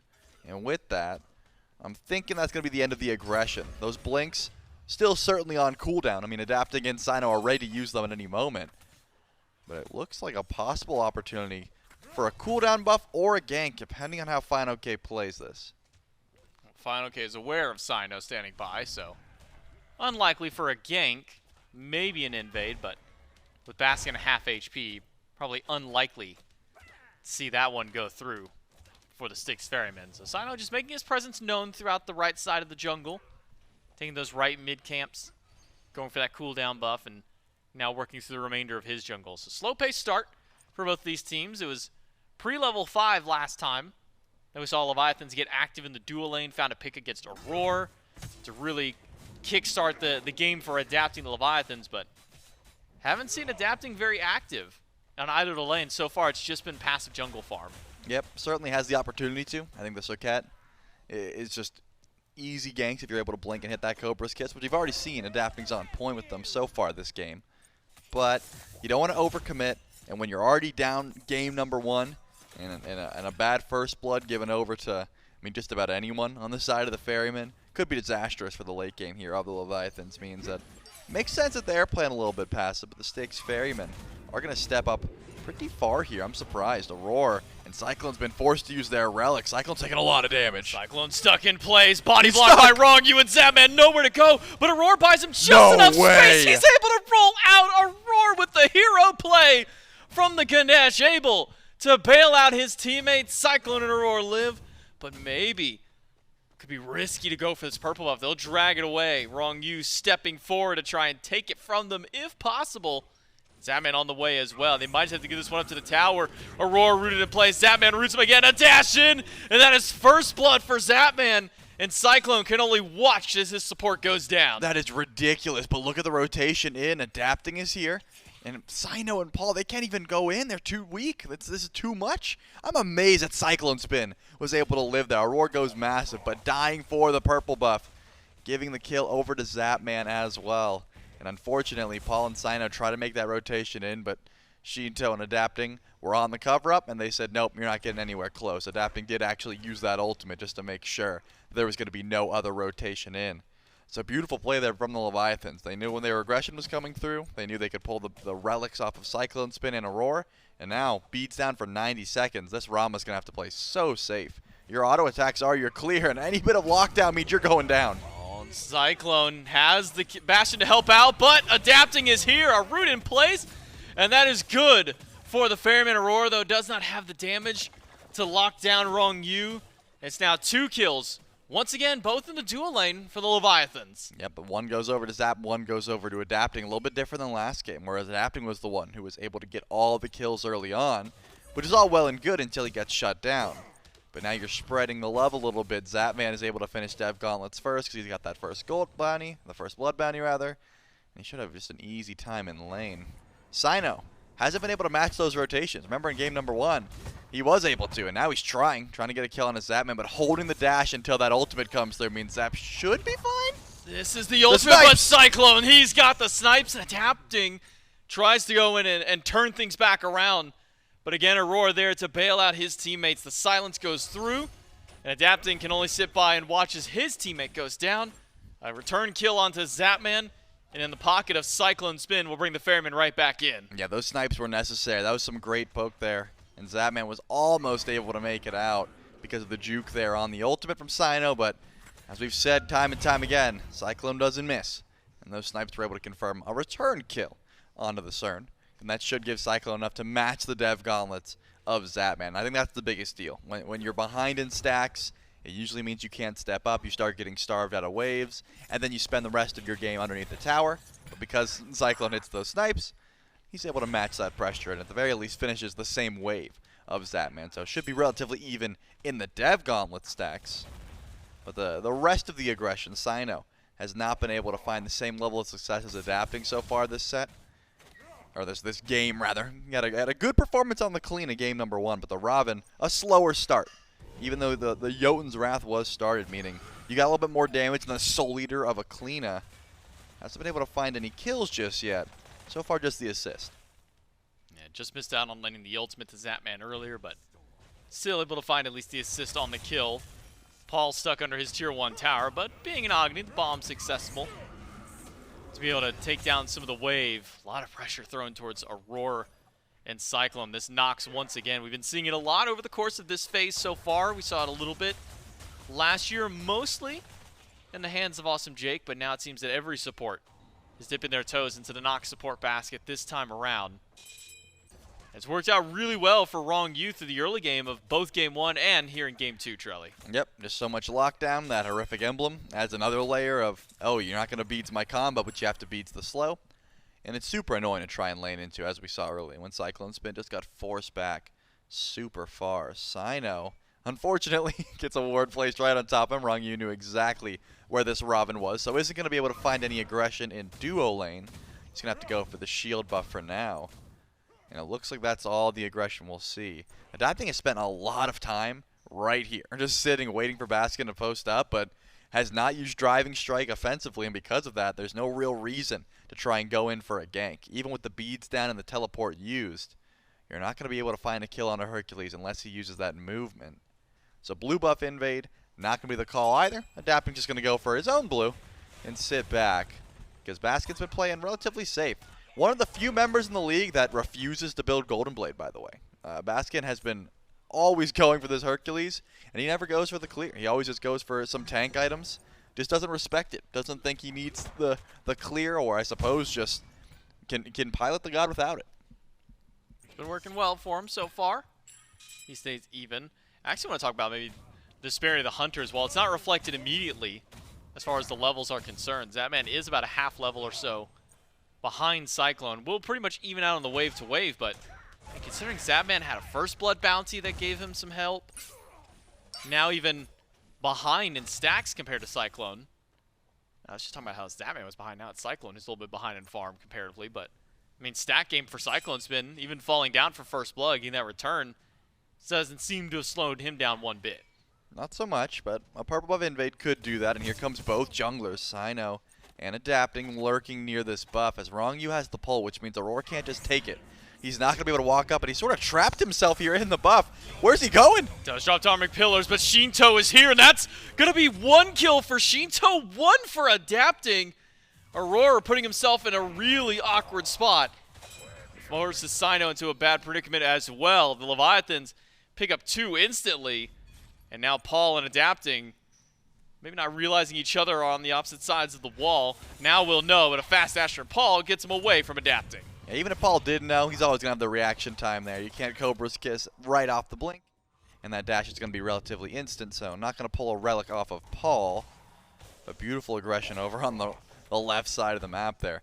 You said it. Awkward positioning there for Aurora. Trapped himself in the buff, and that dash from Aurora is just so easy to punish, right? If you're able to body block it, there's no way he's able to make it out there. So definitely putting himself in an awkward spot. But look at this Gold Fury pull. Ronngyu should be able to spot this out here. He's on the way, and Paul dashes to try and help out, but it's just Ronngyu. He's the only one who can go for a steal out. Rongyu's here, Zapman on the way. Fury's falling down fast. The Ferrymen will get in. Maybe a pick on a Ronngyu as well. It's slowed down and knocked down by Cyno, who will jump in the air to go over Adapting. Who picks off Aurora. Now it's 3 versus 3. Cyno with nowhere to go. Will be dropped by Zapman. Snipes in the sky. Needs all 3 to find a kill on anybody, but misses them all. Paul misses the dash, finds the stunner, rolling by Cyclone. We'll make it a 2-for-2 trade out. Maybe more, but Sheento low on mana, not willing to commit to the rest of the fight. Wow, rare double miss there from Paul. The dash and the flame wave off the mark. They're still able to return the kill, but almost overcommits because of it. But Sheento just did not have the mana to try and return a kill there. So the Styx Ferrymen are able to make the pull onto the Fury. Ronngyu goes down, Zapman goes down. And some return kills there for the Leviathans as well. Looking at the gold, though, of course, you know, the Leviathans are still going to make out a little bit better considering they've been running the map since the entirety of this game. But the Styx Ferrymen showing, as long as they've got ward coverage down and they're able to group up and make a play like that, you got to make sure these objectives are nice and covered up, which the Leviathans are just too little too late. So now I'm thinking Pyromancer, maybe a little bit late to try and go for some aggression towards, but still, the Styx Ferrymen, they're just one of the few teams that are always looking to make plays like that. I mean, we talked about it last game, but just grouping up in the jungle, they want to create these fights, they want to create these opportunities, and maybe an opportunity to try and find a kill on the Baskin. Baskin hit by the ultimate, waiting for his dash to come back up. Driving strikes right to the tower, and a 3-man rotation from the Leviathans comes up negative, at least as far as getting anything out of Baskin. Already used the ultimate, didn't have a beads to burn by that point. Maybe that was the reason. We try and take out Baskin, still 45 seconds till beads are available to him, but maybe miscommunication on the CC and damage there as Leviathans come up empty-handed. But maybe now it's the Ferryman who can get something started. Pyromancer pulled, immediately leashed right back after, and a lockdown onto Aror to buy more time for the Leviathans to close in. Yep, 3v4 at the moment. It looks like Baskin is still hunting, trying to find some CC for a possible Pyromancer pull. Not going to come through. And the Pyro will sit up for now. But the Styx Ferrymen are always close by. And look at the ward coverage towards that objective. I mean, there's 3 wards just around that little rock at the entrance. They want to make sure that they know if the Leviathans are stepping up. And Rongyu's going to go up and try and get some counter ward just to get some extra vision towards the objective. But CycloneSpin actually makes the rotation in. The ADCs are trying to get active here towards this Pyro. So we might see an actual team fight breakout, J-Mac. Full 5v5 potential around Pyro. Zapman's late to the party. Pyromancer pulled, leashed once more. Ronngyu half HP will throw out the ultimate to hit Baskin and Cyclone. But they'll be able to back away right in an instant. And now it's the Leviathans pulling the Pyromancer. It's down low. Aurora drops the Darman Pillar, trying to steal it. The Leviathans get the Pyromancer, but the boulder is slamming through Adapting's health bar. He runs as fast as he can, but the snipes are on point.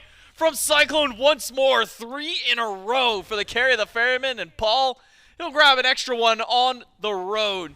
And the Styx Ferrymen, they grab 2, they lose the Pyro, but they can at least get a tier 1 tower in response. Yeah, they're going to be pushing up here, and it looks like the Styx Ferrymen are still dishing up more. Baskin sends in fineokay, and the dash gets blocked. Who confirms it's Cyno? Gets the credit for that one. Just overcommitments here. CycloneSpin has been having a fantastic set. These snipes, blind snipes by the way, could not see where Adapting was around that rock, but still able to confirm that kill as well as the tier 1 tower after the fact. It was 3-6 after that Fury, J-Mac, and now 6-6 after the Pyro goes down. The Styx Ferrymen are showing that they're still able to scrap in this game very easily, especially if Baskin keeps dishing up these pulls. This Hercules has been extremely difficult to deal with here for the Leviathans. Gold not insurmountable. About 700 gold up for the Ferrymen, but 2.3k XP that they lead up against the Leviathans. Now, posture towards the Oni Fury. All 5 of the Ferrymen on this side of the map. Adapting nowhere to be found. MIA on the right side. At least while fineokay sits around he's towards clearing. the mid. He'll clear out wave, but Ferrymen will pull the Fury, and Leviathans are nowhere to be seen. It's another objective that the Ferrymen can take this time around. It'll be their 2nd Fury of the game. This one maybe not as potent as some of the other ones, but definitely a step in the right direction as the Ferrymen continue to push their lead. Yeah, the second you see Adapting clear those waves, that's going to be free. Aurora, he'll take some damage here, but should be able to silence out the fire stance and be just fine. Unless he already used the Ohm. He took a lot more damage than I expected there. And it seems like Sheento is able to essentially free cast, but not go down. Or he's got plenty of defense online with a fully stacked Gauntlet of Thebes, so he'll be okay. But Adapting wants to see if he can find a gank onto Paul, or was just going to sit by and see if he can find a free kill onto Aurora. Either way, that should be the end of the aggression because both objectives go down. But I still see the ADCs being able to match builds, right? I was talking about CycloneSpin, he's a threat, and he certainly is. Zapman drops the ult, trying to look for some tower pressure, but is not going to find it. And now there's some scrapping over the shield buff. Let's see if the Styx Ferrymen want to fight this. Cyclone rolled in. Cyno goes through, gets through on Zapman. Beads and Aegis now gone from the Hunter. Snipes from the sky from Cyclone. Do a bit of damage to Zapman. Second and third do connect, but there's no further follow-up.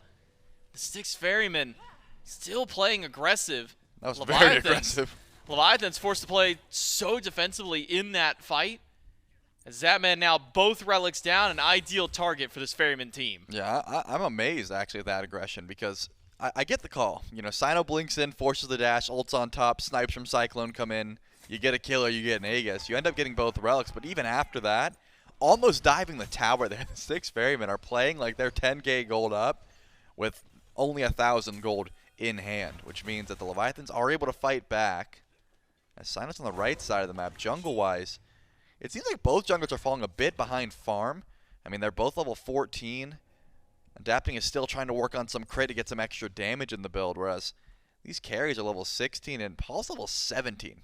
Very difficult to try and kill a mage with a Rod of Tahuti, a Divine Rune, and a Spear of Desolation when you're a level 14 jungler. So Adapting, trying to get some extra farm in tow to try and deal with this Agni.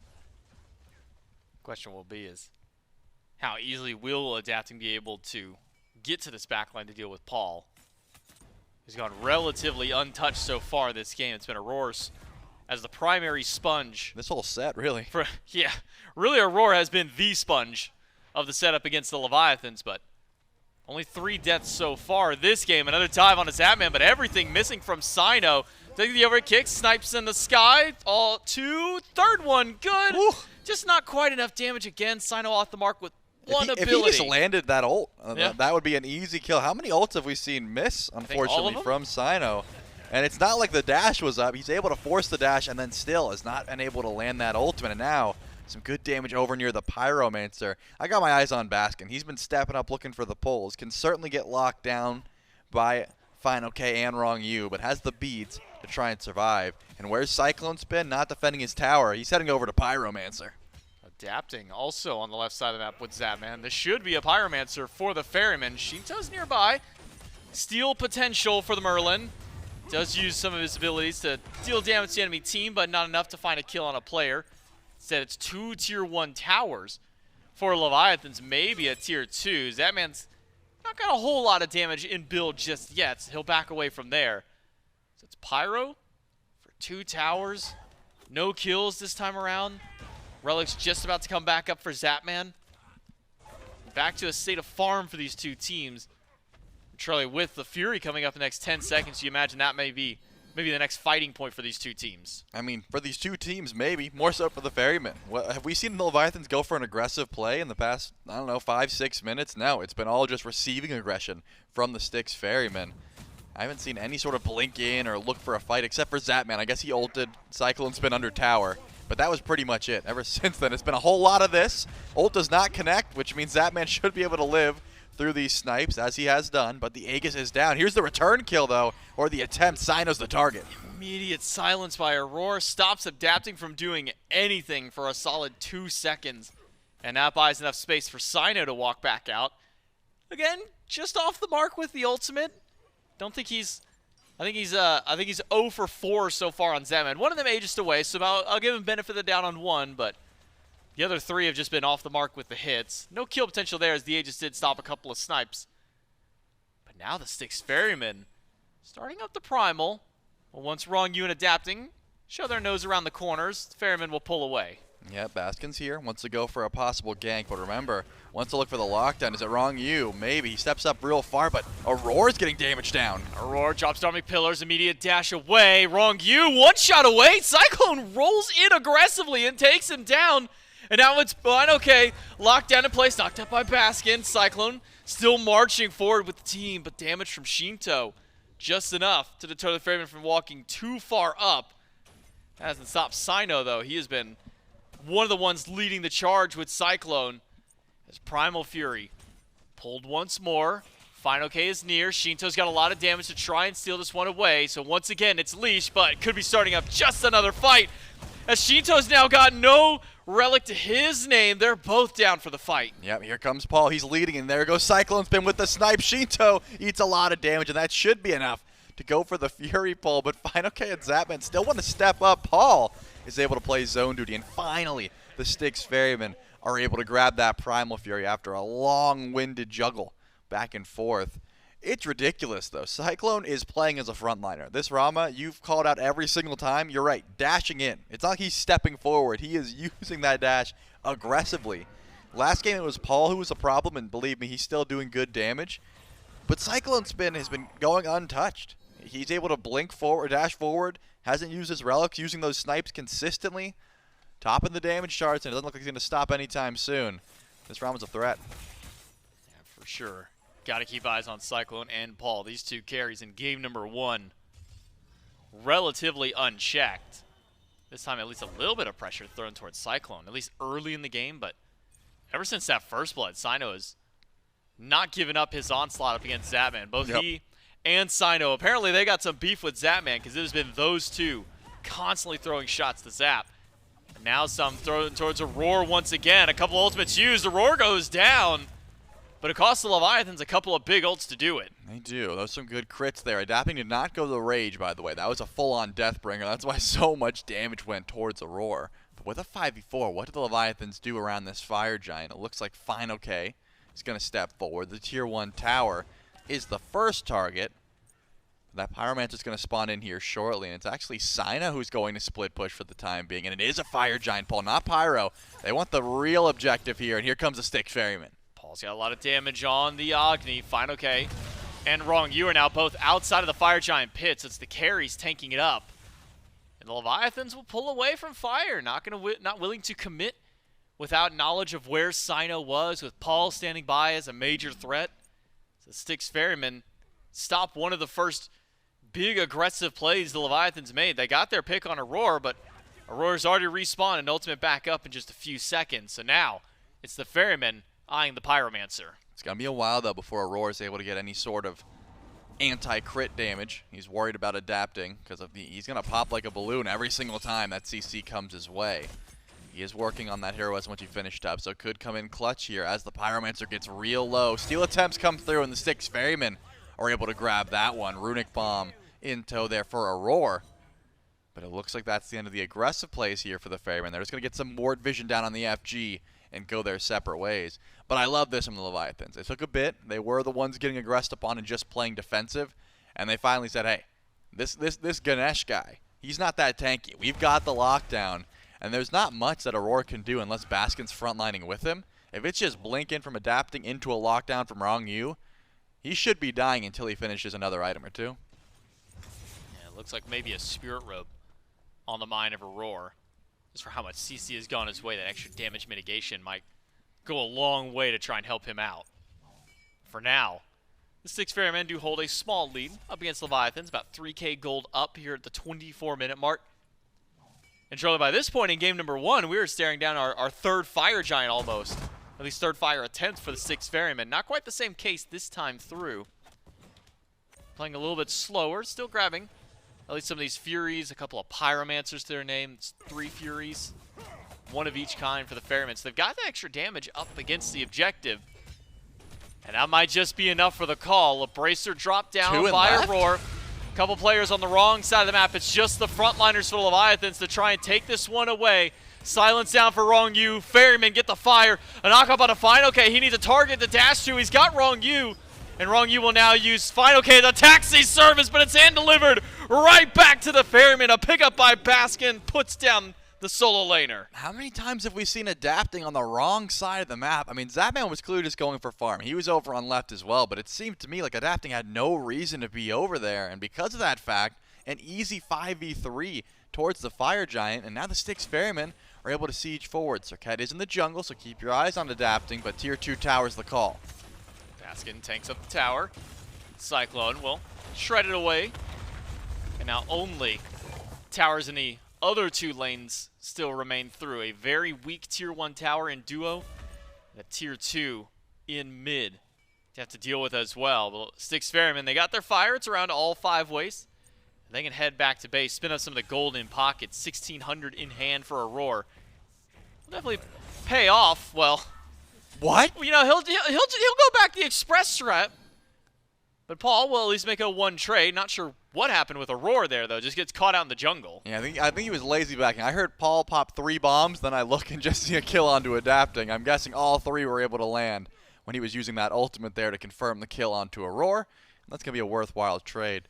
I'm curious what Cyno goes to here. Is that going to be an Emp armor, or is he going to a sovereignty, some form of physical damage here, or physical defense here for his team? With the Primal Fury has been started up. It's a 4v4, but you're fine with missing Aror as long as adapting's not going to be in the mix. The 5-2 Serqet gone for another 14 seconds or so, and it is the Styx Ferrymen who are pushing forward.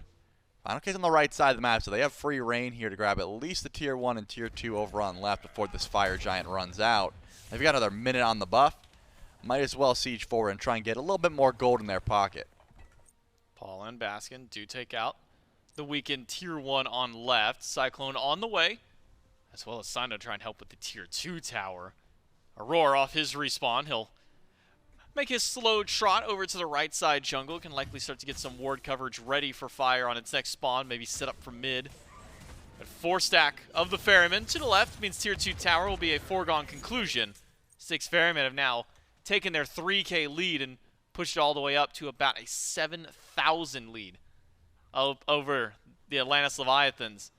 The Leviathans have got to find, maybe even draw a line in the sand somewhere, because the 6 Ferrymen are just walking up to him. Zapman already half HP as this fight just breaks out. He was in the background, did not go in for a play as Zapman, as you said, gets very chunked down. And this is because of the stuns and the poke damage here from Paul. That tier 2 goes down for free. Will adapting try and find the blink in? No, Paul's going to dash away. The Leviathans are stepping up here, but how aggressive do you really want to get this far down, especially when Fire Giant's not available? Maybe that's the reason they want to aggress. They want to try and find a pick before this objective comes through. Baskin grabs the Runic Bomb. Auror's going to take some damage and lose a Sunder, but should be just fine. fineokay's got another charge of it, so he's okay with just dropping for now. That's all the tower's gone. The Styx Ferrymen, as far as I'm concerned, that's a perfect Fire Giant. They get everything they want. They're able to retreat, set up for the next FG, and the Leviathans are just going to have to fight in massive deficits itemization-wise. A full Frostbound Hammer from Baskin. What? The Midgardian Mail from Cyno. A full Obsidian Shard for Paul. I'm going to go back one more time. Frostbound Hammer from Baskin. This man's cooking something. I can't wait to see the first person that realizes it. It's always like, hey, I'm going to run away from Baskin. Wait, he's faster than me. Now I'm slowed. The regrowth is procking. I'm annoyed. He's just running circles around them. And it's going to happen. Because he built it in one foul swoop. It wasn't like it was just the tier 1 cudgel into the rest of the item. It is going to be noticed real soon by someone. And I'm guessing the rest of the team, Leviathans that is, they're on the left side of the map. There is no one except for Ronngyu who is going to attempt to steal. But as long as the Styx Ferrymen are aware, they should be able to block this ultimate. Fire Giant goes to the Ferryman. Nah, no ultimate. No one needed any of them this time through. fineokay used his as a satellite to transport his team to the left side of the map. Tier 2 tower in the dual lane, taken away from the Ferryman, but now at the cost of fire on all 5, and it will be on all 5. I had to double check, make sure nobody was lazy backing in a jungle somewhere this time through. So Aror gets a Fire Giant buff for this next siege. He certainly does. And now the Styx Ferrymen are hugging the walls, trying to see what they can find. The Leviathans should be underneath Phoenix. At the very least, Rongyu's over on right, trying to get some last power spikes before this siege begins. There was an Amp armor finished, so Rongyu's going to at least buff up his Phoenix for the time being. But I'm thinking a 5v5. This is what the Ferrymen tried a few times last game. Didn't end up going their way, but given the fact that Cyno doesn't do too much damage here up against a 1v1 with adapting, I don't think you're going to send him by himself. With Baskin, however, the 3v2 split I like a lot better. Baskin gets a siege forward, tank up, be a menace, and pull in fineokay for some good damage. And locks fineokay down. The silence almost enough. Cyno goes in, but immediately turned right back through. Snipes from Cyclone. Not quite enough damage.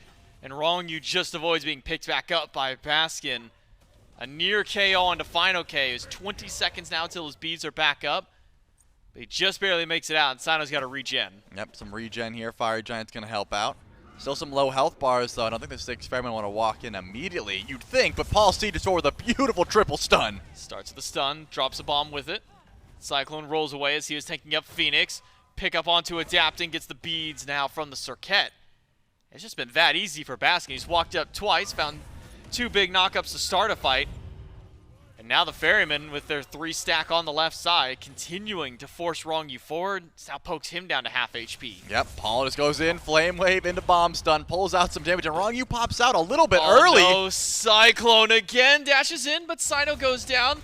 Other side, Baskin actually uses a Runic Bomb to try and force Adapting and fineokay away. Left side bird down, Paul low, Adapting, fishing for an opportunity in. It's fineokay is going to start it up, a dash in by Paul. He finds it never works. It never works. It is just too easy for Paul. It's a double kill for the Styx Ferrymen. Baskin walks up, misses the knockup, but still able to hold Adapting in place. Adapting takes down 1, but he's used a lot to go through. It's another bomb and a shot from Cyclone to make it 3 now for the Ferrymen. And Paul and CycloneSpin still stepping forward. They don't seem to be afraid here. Finally, the dash away. That's the 3rd time I've seen it. The Leviathans win a defense, they win a siege, and then they decide to use fineokay's ultimate to chase. It has never worked, not once. And of course, Paul just uses his bomb, uses his dash and a flame wave, gets a free double kill. The Horus ult cannot be used to chase when there is so much damage on the side of the Styx Ferrymen. You're just dishing up your team for free damage, and Paul is always going to make that play. You break the base on the right side of the map, or I guess the left side, but the right for the Ferrymen, and that Phoenix will go down. Enhanced Fire Giant's going to be coming up here shortly, but Paul and CycloneSpin. I mean, I've been giving a lot of credit to the backliners here, and of course, Baskin and Aror are creating so much space for them. But 5-1 and 4-0. Those are pretty good scores, J-Mac. They've been doing a lot. Yeah, you know, I'd say an undying mid laner, a near undying carry. CycloneSpin's a frontliner. I don't care what anyone says. You know what? That's fair. The way that he has been playing, and that's why I was so worried on the left side, because Zapman nearly dies. Ronngyu dashes into Zapman to try and stay alive, and then realizes, oh man, Zapman's not a safe vessel to stay here either.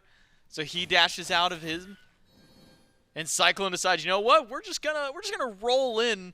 Almost gets a kill, not quite. And now it's the Ferrymen. It's enhanced fire minions on the left side of the map. That's going to force Adapting out, and the Ferrymen can step forward.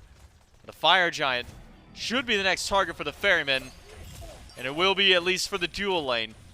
Can the Leviathans even step in to get this one? No, because now it's Paul frontlining on the Agni once again. Drops another bomb. fineokay and Ronngyu there. Dark Pillars and a Boulder block off most of the pathway through, and Cyno to the backline. Zapman has just been bullied by this Ravana all game. It's fire for all 5 of the Ferrymen. Cyno may go down in trade because of it. Just enough damage to take him out, but still 4 strong with fire and fineokay on the way. This chase, though, might go a little bit better. It's just going to be Ronngyu and Fino. They're not going to go too far. They recognize their base is going to be leaking some fire minions soon. And they're backing on wards. Paul and Baskin are sieging forward. And it looks like the Styx Ferrymen are going to give up the chase for now, unless Baskin's back. Look at these lazy backers, man. They got to stop. Run the whole way back to base, or at least go towards your own buffs before you decide to retreat. Still worthwhile, though, for the Styx Ferrymen, as long as they're able to push in with Cyno once he spawns back in about 25 seconds. That Enhanced Fire Giant on 4 does go a long way. I imagine it starts off with grabbing left Phoenix again, because that will be spawning in here shortly. Adapting has been making quick work of Cyno, though, in the back line. Anytime that Ravana goes in, Adapting's hiding, waiting for it, immediately clutches up and just goes in for the CC lockdown. And Sheento has been doing tons of damage as well. I've been talking about the undying mid laner on the right side of the map, and you got to look on your left side of your screen as well. Sheento 2-0-8. He's got 30,000 damage, and it doesn't look like he's stopping anytime soon. Styx Ferrymen. 9,000 gold lead, meaning a lot less. It's only a roar and item up over Ronngyu, but power potions, elixirs, all starting to come into play now for the Styx Ferrymen. And Charlie, we're 35 minutes in, a minute 20 left on the Fire Giant buff. Another minute till we see it crash back in. And the Styx Ferrymen make their beeline towards mid. A weakened left Phoenix with one final fire wave for Leviathans to defend against. But the Ferrymen are not interested in the left side. They're interested currently in the mid Phoenix. They're able to make this play because eventually that fire wave will push in. Someone has to deal with it, and Adapting was actually at his speed buff, so Baskin at least gets that knowledge.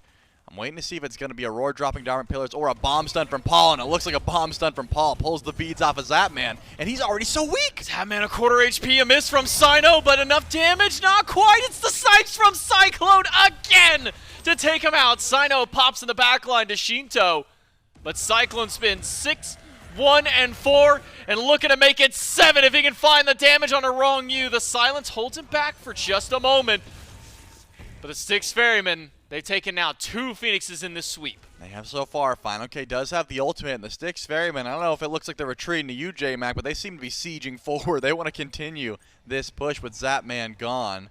Sheento's pumping out some good damage, and Aror is looking relatively low. This is a defense the Leviathans could get if they don't get pulled back in by Baskin. Emperor's armor for both supports. Paul locked in place, a lot of damage, but a Phoenix nonetheless. For the Styx Ferrymen, a full sweep of them. fineokay goes up in the sky. Aurora silences immediately. It's a stun by Paul and a fast dash out. fineokay walks into the path, and the Darming Pillar is enough to take him down. Aurora will fall, and so does Paul, but Baskin at least grabs one. Cyclone still alive, turns around to fight, but it's just too much damage from Sheento. Now Baskin versus 3, just to buy time. Sheento doesn't have enough damage to go through with this one. Baskin gets the pickup, takes the Aegis away, and buys enough time because the minions starting to pour in means the Leviathans can't push up. Yep, Zapman is trying to defend 3 waves of fire minions at once. The Titan getting relatively weak there, and it looks like the Leviathans don't have a play. Usually in this situation, you run it down mid, you say we're going for the end, or you go right towards Enhanced Fire Giant. And it looks like Enhanced Fire Giant looks to be the easier call of the 2. Cyno's around, though. He's going to head over towards that objective immediately. He's got beads. He's got no fire blink for another 14 seconds. His only job here is to stall. I don't think he can really go for a steal. He just has to make his presence known and try and make this delayed as possible. And if so, those fire minions are going to start pouring in. Here comes Cyno. He's going to try and be annoying. Links in, does find the root onto Zapman, gets the dash away, and, well, Cyno's gone. So Fire Giant to the Leviathans. No one else on the Ferryman to stop this one. And for the first time this set, Trelly, it's the Leviathans picking up fire for themselves. They've got it. But the Styx Ferrymen, J-Mac, there's this thing they like to do in a situation like this. It's the backdoor Titans. Yep, they like to backdoor Titans, and with 3 Phoenixes down, I can assure you, they are not going to sit in base and just wait. That is not a play that the Styx Ferrymen tend to do. Maybe they wait for Cyno. That is definitely a smarter call.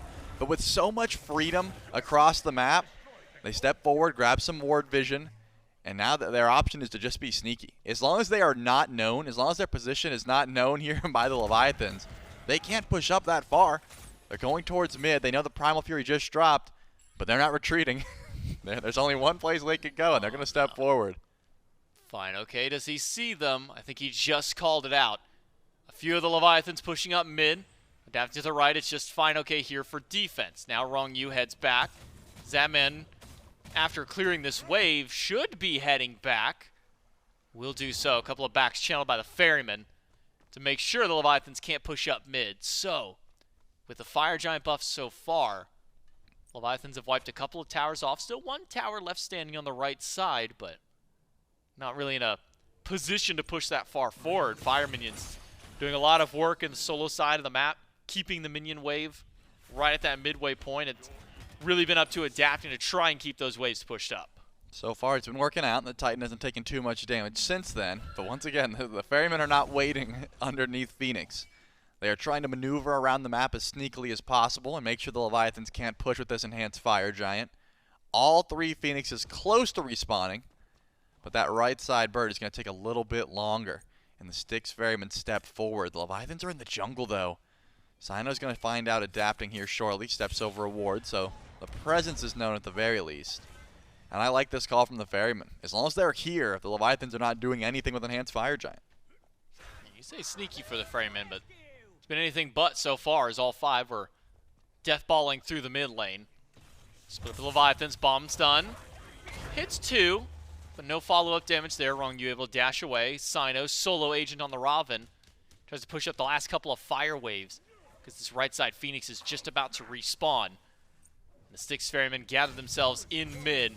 Doesn't matter that they don't have Fire Giant. They're willing to step forward against this. A root hits Paul, but the heroism proc Making sure he takes essentially no damage Right, up against the Phoenix? Leviathans. Right, Phoenix, fire gone! minions, take it down. The defense not there, and now the Ferrymen have another way in. That is huge that Phoenix goes down. Now the Styx Ferrymen can stay here and stall out a little bit longer. Ronngyu dashes forward, adapting. Wants to find the blink in, but no connection just yet. Who's going to be the first one to start the fight? It's fineokay. Adapting to the back line, tries to go through Aror low, Aror out, but Zapman now without his speed. Throws out the ultimate on the CycloneSpin, exits away. Cyno goes down to the back line, 2 adapting. That was 3 ults to take him down. And the Ferrymen, 1 man down for the next 60 seconds of the game, Charlie. Fires back up in less than that, 40 seconds. It's about a 20-second window for the Leviathans to play with around that objective. Yes, Cyno just goes to the back down and sort of dumps his whole kit, but take a look at the relics on the side of the Leviathans. Let me know if you see one that's up. About 11 seconds for Ronngyu? Yeah, everything else not looking too good, whereas 70. Baskin's got everything, Auror's got everything, Paul's got everything, which means some good lockdown could net themselves a kill towards this Pyromancer. Paul's here, wants to find the stun. A little bit too far, not going to go for it. But Cyno's back up in 30 seconds. All you have to do is stall out. Then you've got some time to try and find a kill with relics down.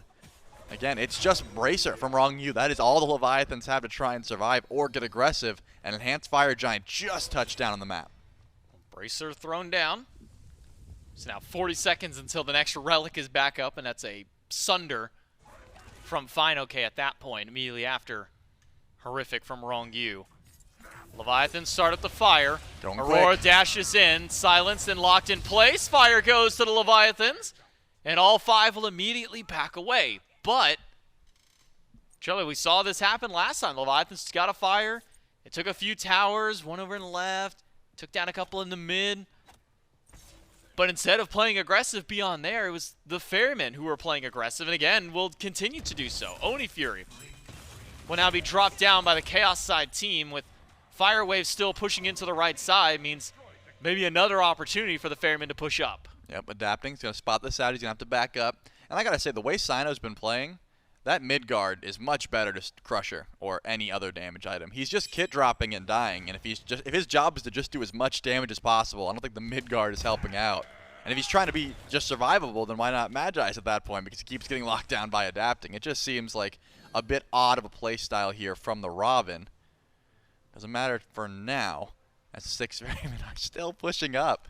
Again, if you're a little confused, they don't have the Enhanced Fire Giant. You might think they do because of where they are, but it's just because that right side bird is down. They have Oni minions pushing in and Oni Fire minions over on the right side of the map. Adapting. It looks like the wraparound from adapting's good.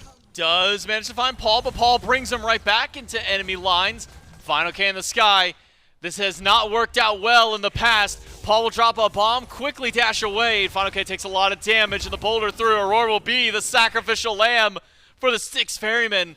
And the Leviathans will keep pushing because Paul doesn't have a chance to go back. He's got to run all the way back to base. Someone's eventually going to have to go back for that right side wave unless the Leviathans are just trying to end the game off this push. They have EFG for another 2 minutes and 10 seconds. fineokay's not going to have blink, so he can't close gap here. Those are Oni Fire minions, J-Mac. They will just end the game if given the opportunity. The Leviathans need to be quick and concise here. Are you getting for the bird and getting out? Or are you trying to defend your right side? It looks like Phoenix on the left is the first call. Adapting does go back, so now it's 4 versus 4 once Cyno rejoins. Not enough damage on Phoenix. Aegis down by Sheento. Snipes from Cyclone are good to put him down low. Cyno dives to the back, and it's a shutdown on the Sheento. A massive way to start. Cyno still alive, though. He's got just under 100 health. Ronngyu, who snipes him away with the ult, but it's still 60 plus for the 2 carries of the Leviathans. Right side Phoenix still goes down, and Baskin is sieging forward. It's just the tanks, and it's going to be an ultimate from fineokay that should be able to get him out of trouble, and that should be just fine. But remember, this right side Phoenix is the reason that the Leviathans couldn't make use out of their EFG, and it drops once again. Right side bird doesn't get a chance to stay alive. Paul finds a stun onto Ronngyu. Ronngyu walks back to Baskin and Paul because adapting is back. Cyclone on the way. Baskin cannot stop. Paul will fall down. A great turnaround again from the Leviathans, but it's just such awkward, scrappy fights from both of these teams. And at this point, the Leviathans have an opportunity to go in for EFG again. They're going to be without Paul for 62 seconds, so I guess not. They should have enough time, the Ferrymen that is, to stall this one out. But awkward back and forth, and that Titan is just getting lower. It has not regened any bit of HP. The Styx Ferrymen, if they can just stop getting poked, I imagine that picture of, you know, draw 25 or stop getting picked, stop getting picked before EFG, and they just keep drawing 25. They will not go for an even fight at this point. But, like I said, should be easy enough to stall this out for Paul to join the fight. He does have both relics when he spawns back in 30 seconds. But this Agni has been a big part of the team fight. Sheento finally dropped down. He's been doing so much damage as well. This Merlin, I mean, in a league of his own, damage-wise, comparatively to the rest of the game, has been doing so much around these objectives. And the Leviathans are grouping up towards EFG. Paul's still gone for 5, but Cyno's just running it down. Where's he going for? Left side Phoenix seems to be the call. Well, can Aror and the Ferrymen buy him enough time to go for the Phoenix? Leviathans get fire, though close, because Aror did use Dharmic Pillars, but he's just trying to buy time now for Cyno. Never mind, Cyno goes back to base. He just warded him back. He dropped a ward, said, all right, that's good enough, and he'll leave. Did he ward for Baskin a TP? Maybe. TP into the door to open up? I don't know. Yeah. Yeah, it's right. It's right next to the button. Maybe that was the call. We send in Baskin, open the door for us, and walk through. But now the Styx Ferrymen have to try and juke the Leviathans on the way towards an end call, and they're back to base. So the Leviathans should be able to push in. They just have to send someone to the right side of the map. It's madness. That's what it is. 47 minutes into this game. Is this Sparta? The Leviathans are not looking any different than they were, what, 10, 15 minutes ago. But they still have Enhanced Fire Giant. They still have one Phoenix down. And they're going to push up slowly. But here's the Ferrymen. They're hiding on the right side of the map, waiting for an ambush. Rongnyu in mid lane. So it is only 3 here. This is a great fight for the Ferrymen if someone walks up. That's not adapting. Yeah, I mean, adapting not only with a bubble, but 2 fast mobilities. Well, Zapman and Ronngyu, they can walk right up mid and take something here, but it might just end up being a base race. Is this a base race? Zapman and Ronngyu, they'll take down the bird. They've got a couple of minions, but they're going to back away. And so do the Styx Ferrymen, or at least one member of the Ferrymen. Paul goes back to make sure no further push from the Leviathans. fineokay. They're going to ambush Paul. He loses it out. Paul, fast dash. I think Zapman thought he connected that Bramble Blast. Stubbs missed it and now loses out on ultimate. Now it's Cyno once more. He'll get the bubble from adapting this time. And Baskin just off the mark. Go to the duo. Go collapse on Zap. What is happening? Paul giving some coverage to his team. Ronngyu dashed in, silenced, shoved against the wall. Will not be able to find the root on anybody this time through. It's a double bomb stun again by Paul and a boulder from Baskin. Snipes from Cyclone. Not going to have enough to kill this time through, but puts a bit of poke on the Leviathans.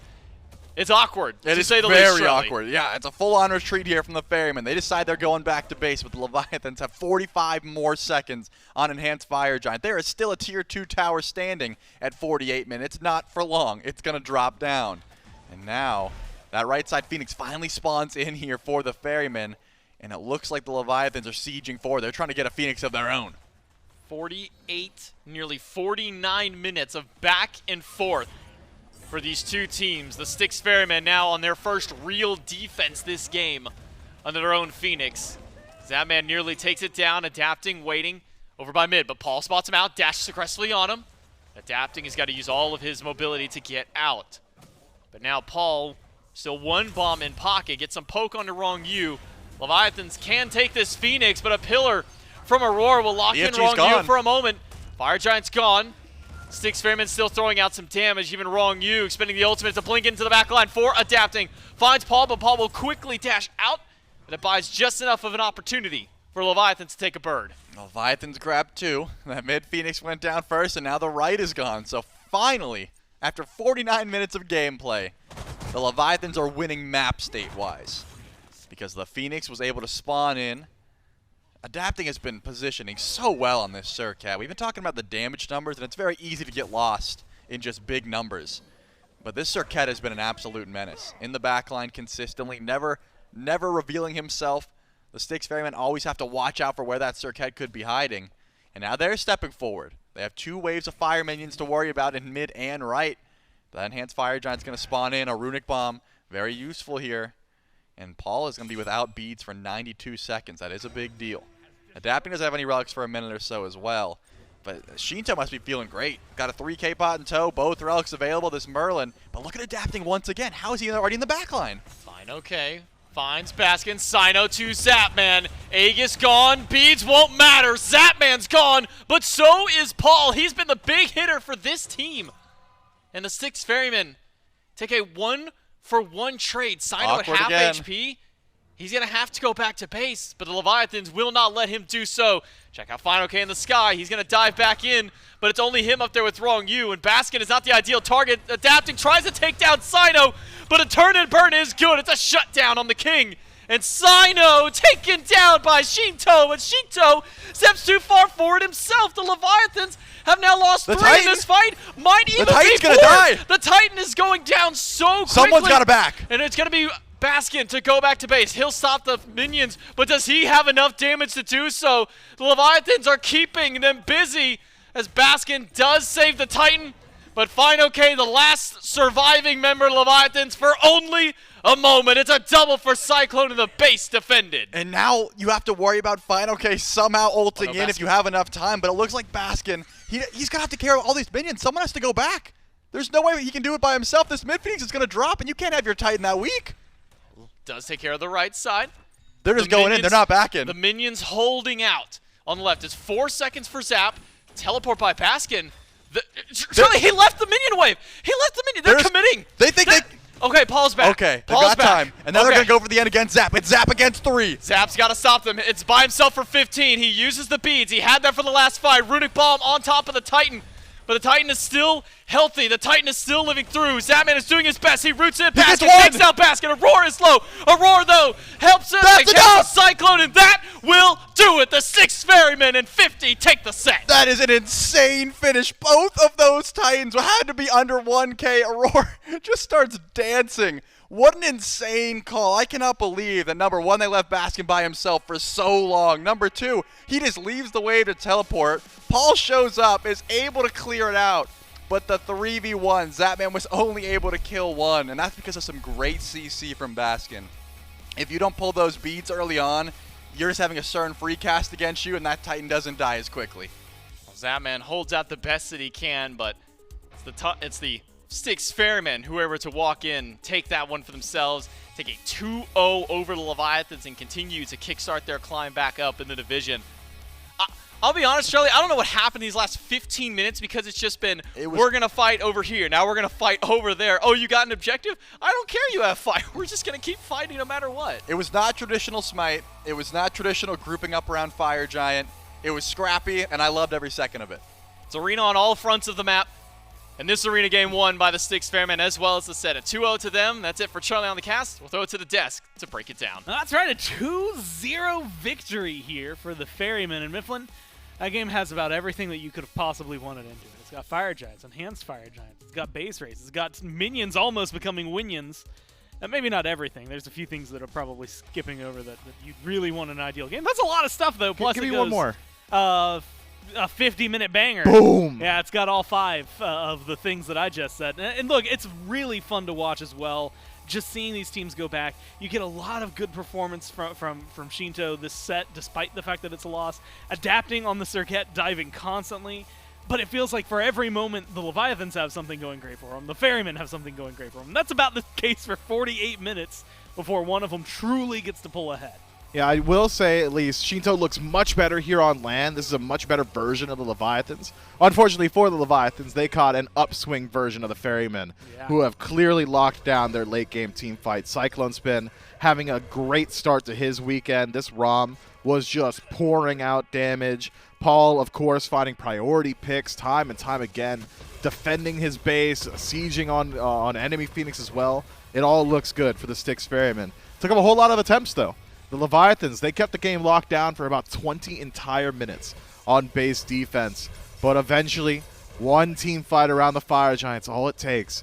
And it's thin margins at that. I mean, you could call it a base race. I mean, it was PvE versus PvP. Those Fire Minions almost got it done for the Leviathans, almost took us to a Game 3.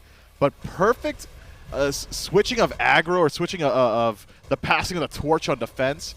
is what really closed out this game. I thought to myself, yo, GG, Baskin TP'd in, like, it's over. Like, no, who's defending? Paul respawns just in time. Perfect time, right? Just in time to defend the base, man. What a crazy game.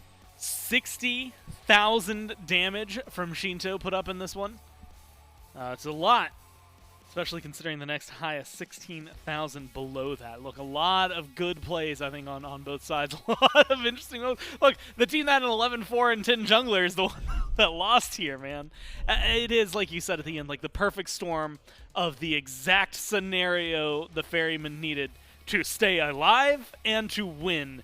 And it got precariously close. I'd be wondering what they were thinking, looking up. It's exactly how they cooked it up, man. The Ferrymen cooked it up like that. Yeah, they were planning for that, right? Like they knew exactly, calculated how much damage that Titan would take. We're never sweating for a moment. But you don't got to take it from me. I'm sure you'll hear the exact same thing. So we got Baskin standing by for an interview. Yeah, that's right. I got Baskin, solo laner for the Styx Ferrymen. Now we've had a moment to breathe, kind of let everything settle back down. Because, man, Baskin, that last game, so back and forth. Last 15 minutes was just, hey, we want to pick a fight over here. We want to pick a fight over there. Do you think that maybe kind of plays into some of the identity of the Ferrymen, just kind of this brawling style of team, whether you're ahead or even behind in some cases?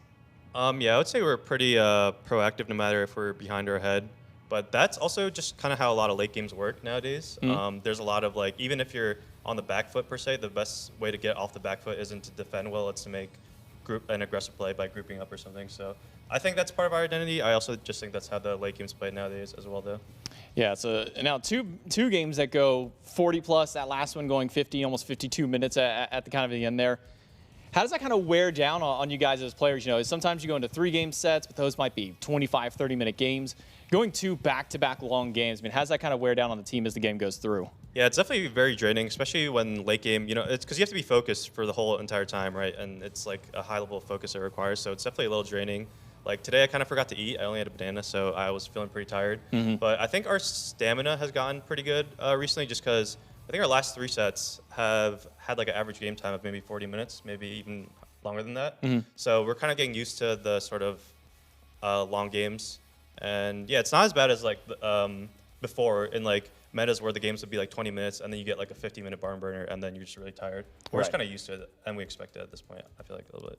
Yeah, so kind of coming into this set, you know, we talked a little bit about you, some of the expectations of the Leviathans, and one thing you were saying is with Sheento coming back onto land with this team now kind of being back here in studio could be a bump up. Do you think that reflects in the gameplay today going against them? Yeah, for sure. I also think I mean, he did come back, but they also didn't get much practice with him back on ping. So they're not in their like top form, I would say. And yeah, I think it definitely, because I remember one play specifically in one of the earlier weeks, Sheento couldn't Merlin blank Gilg 2 because of his ping. But in this set, he like was reactionarily Merlin flickering my Herc ones, which is like really hard to do. So yeah, I definitely noticed like him being on ping and stuff, and he did like 1 million damage on Merlin late game in that last game. So yeah, definitely. I do notice it, but at the same time, I wouldn't say they're 100% just because they haven't had much practice with him on normal ping. So, yeah. Well, it's a big win for you today, Baskin. A 2-0 against the Leviathans. Congratulations on the win. I'll let you get back with your team. Thanks so much for the interview. We'll throw it back to Des. Keep it going. Average game time that seems to just keep crawling for him, right? I mean, between this and the Dragon set, the Ferrymen are finding 2-0s, but it's taken them a little while to get to that end state.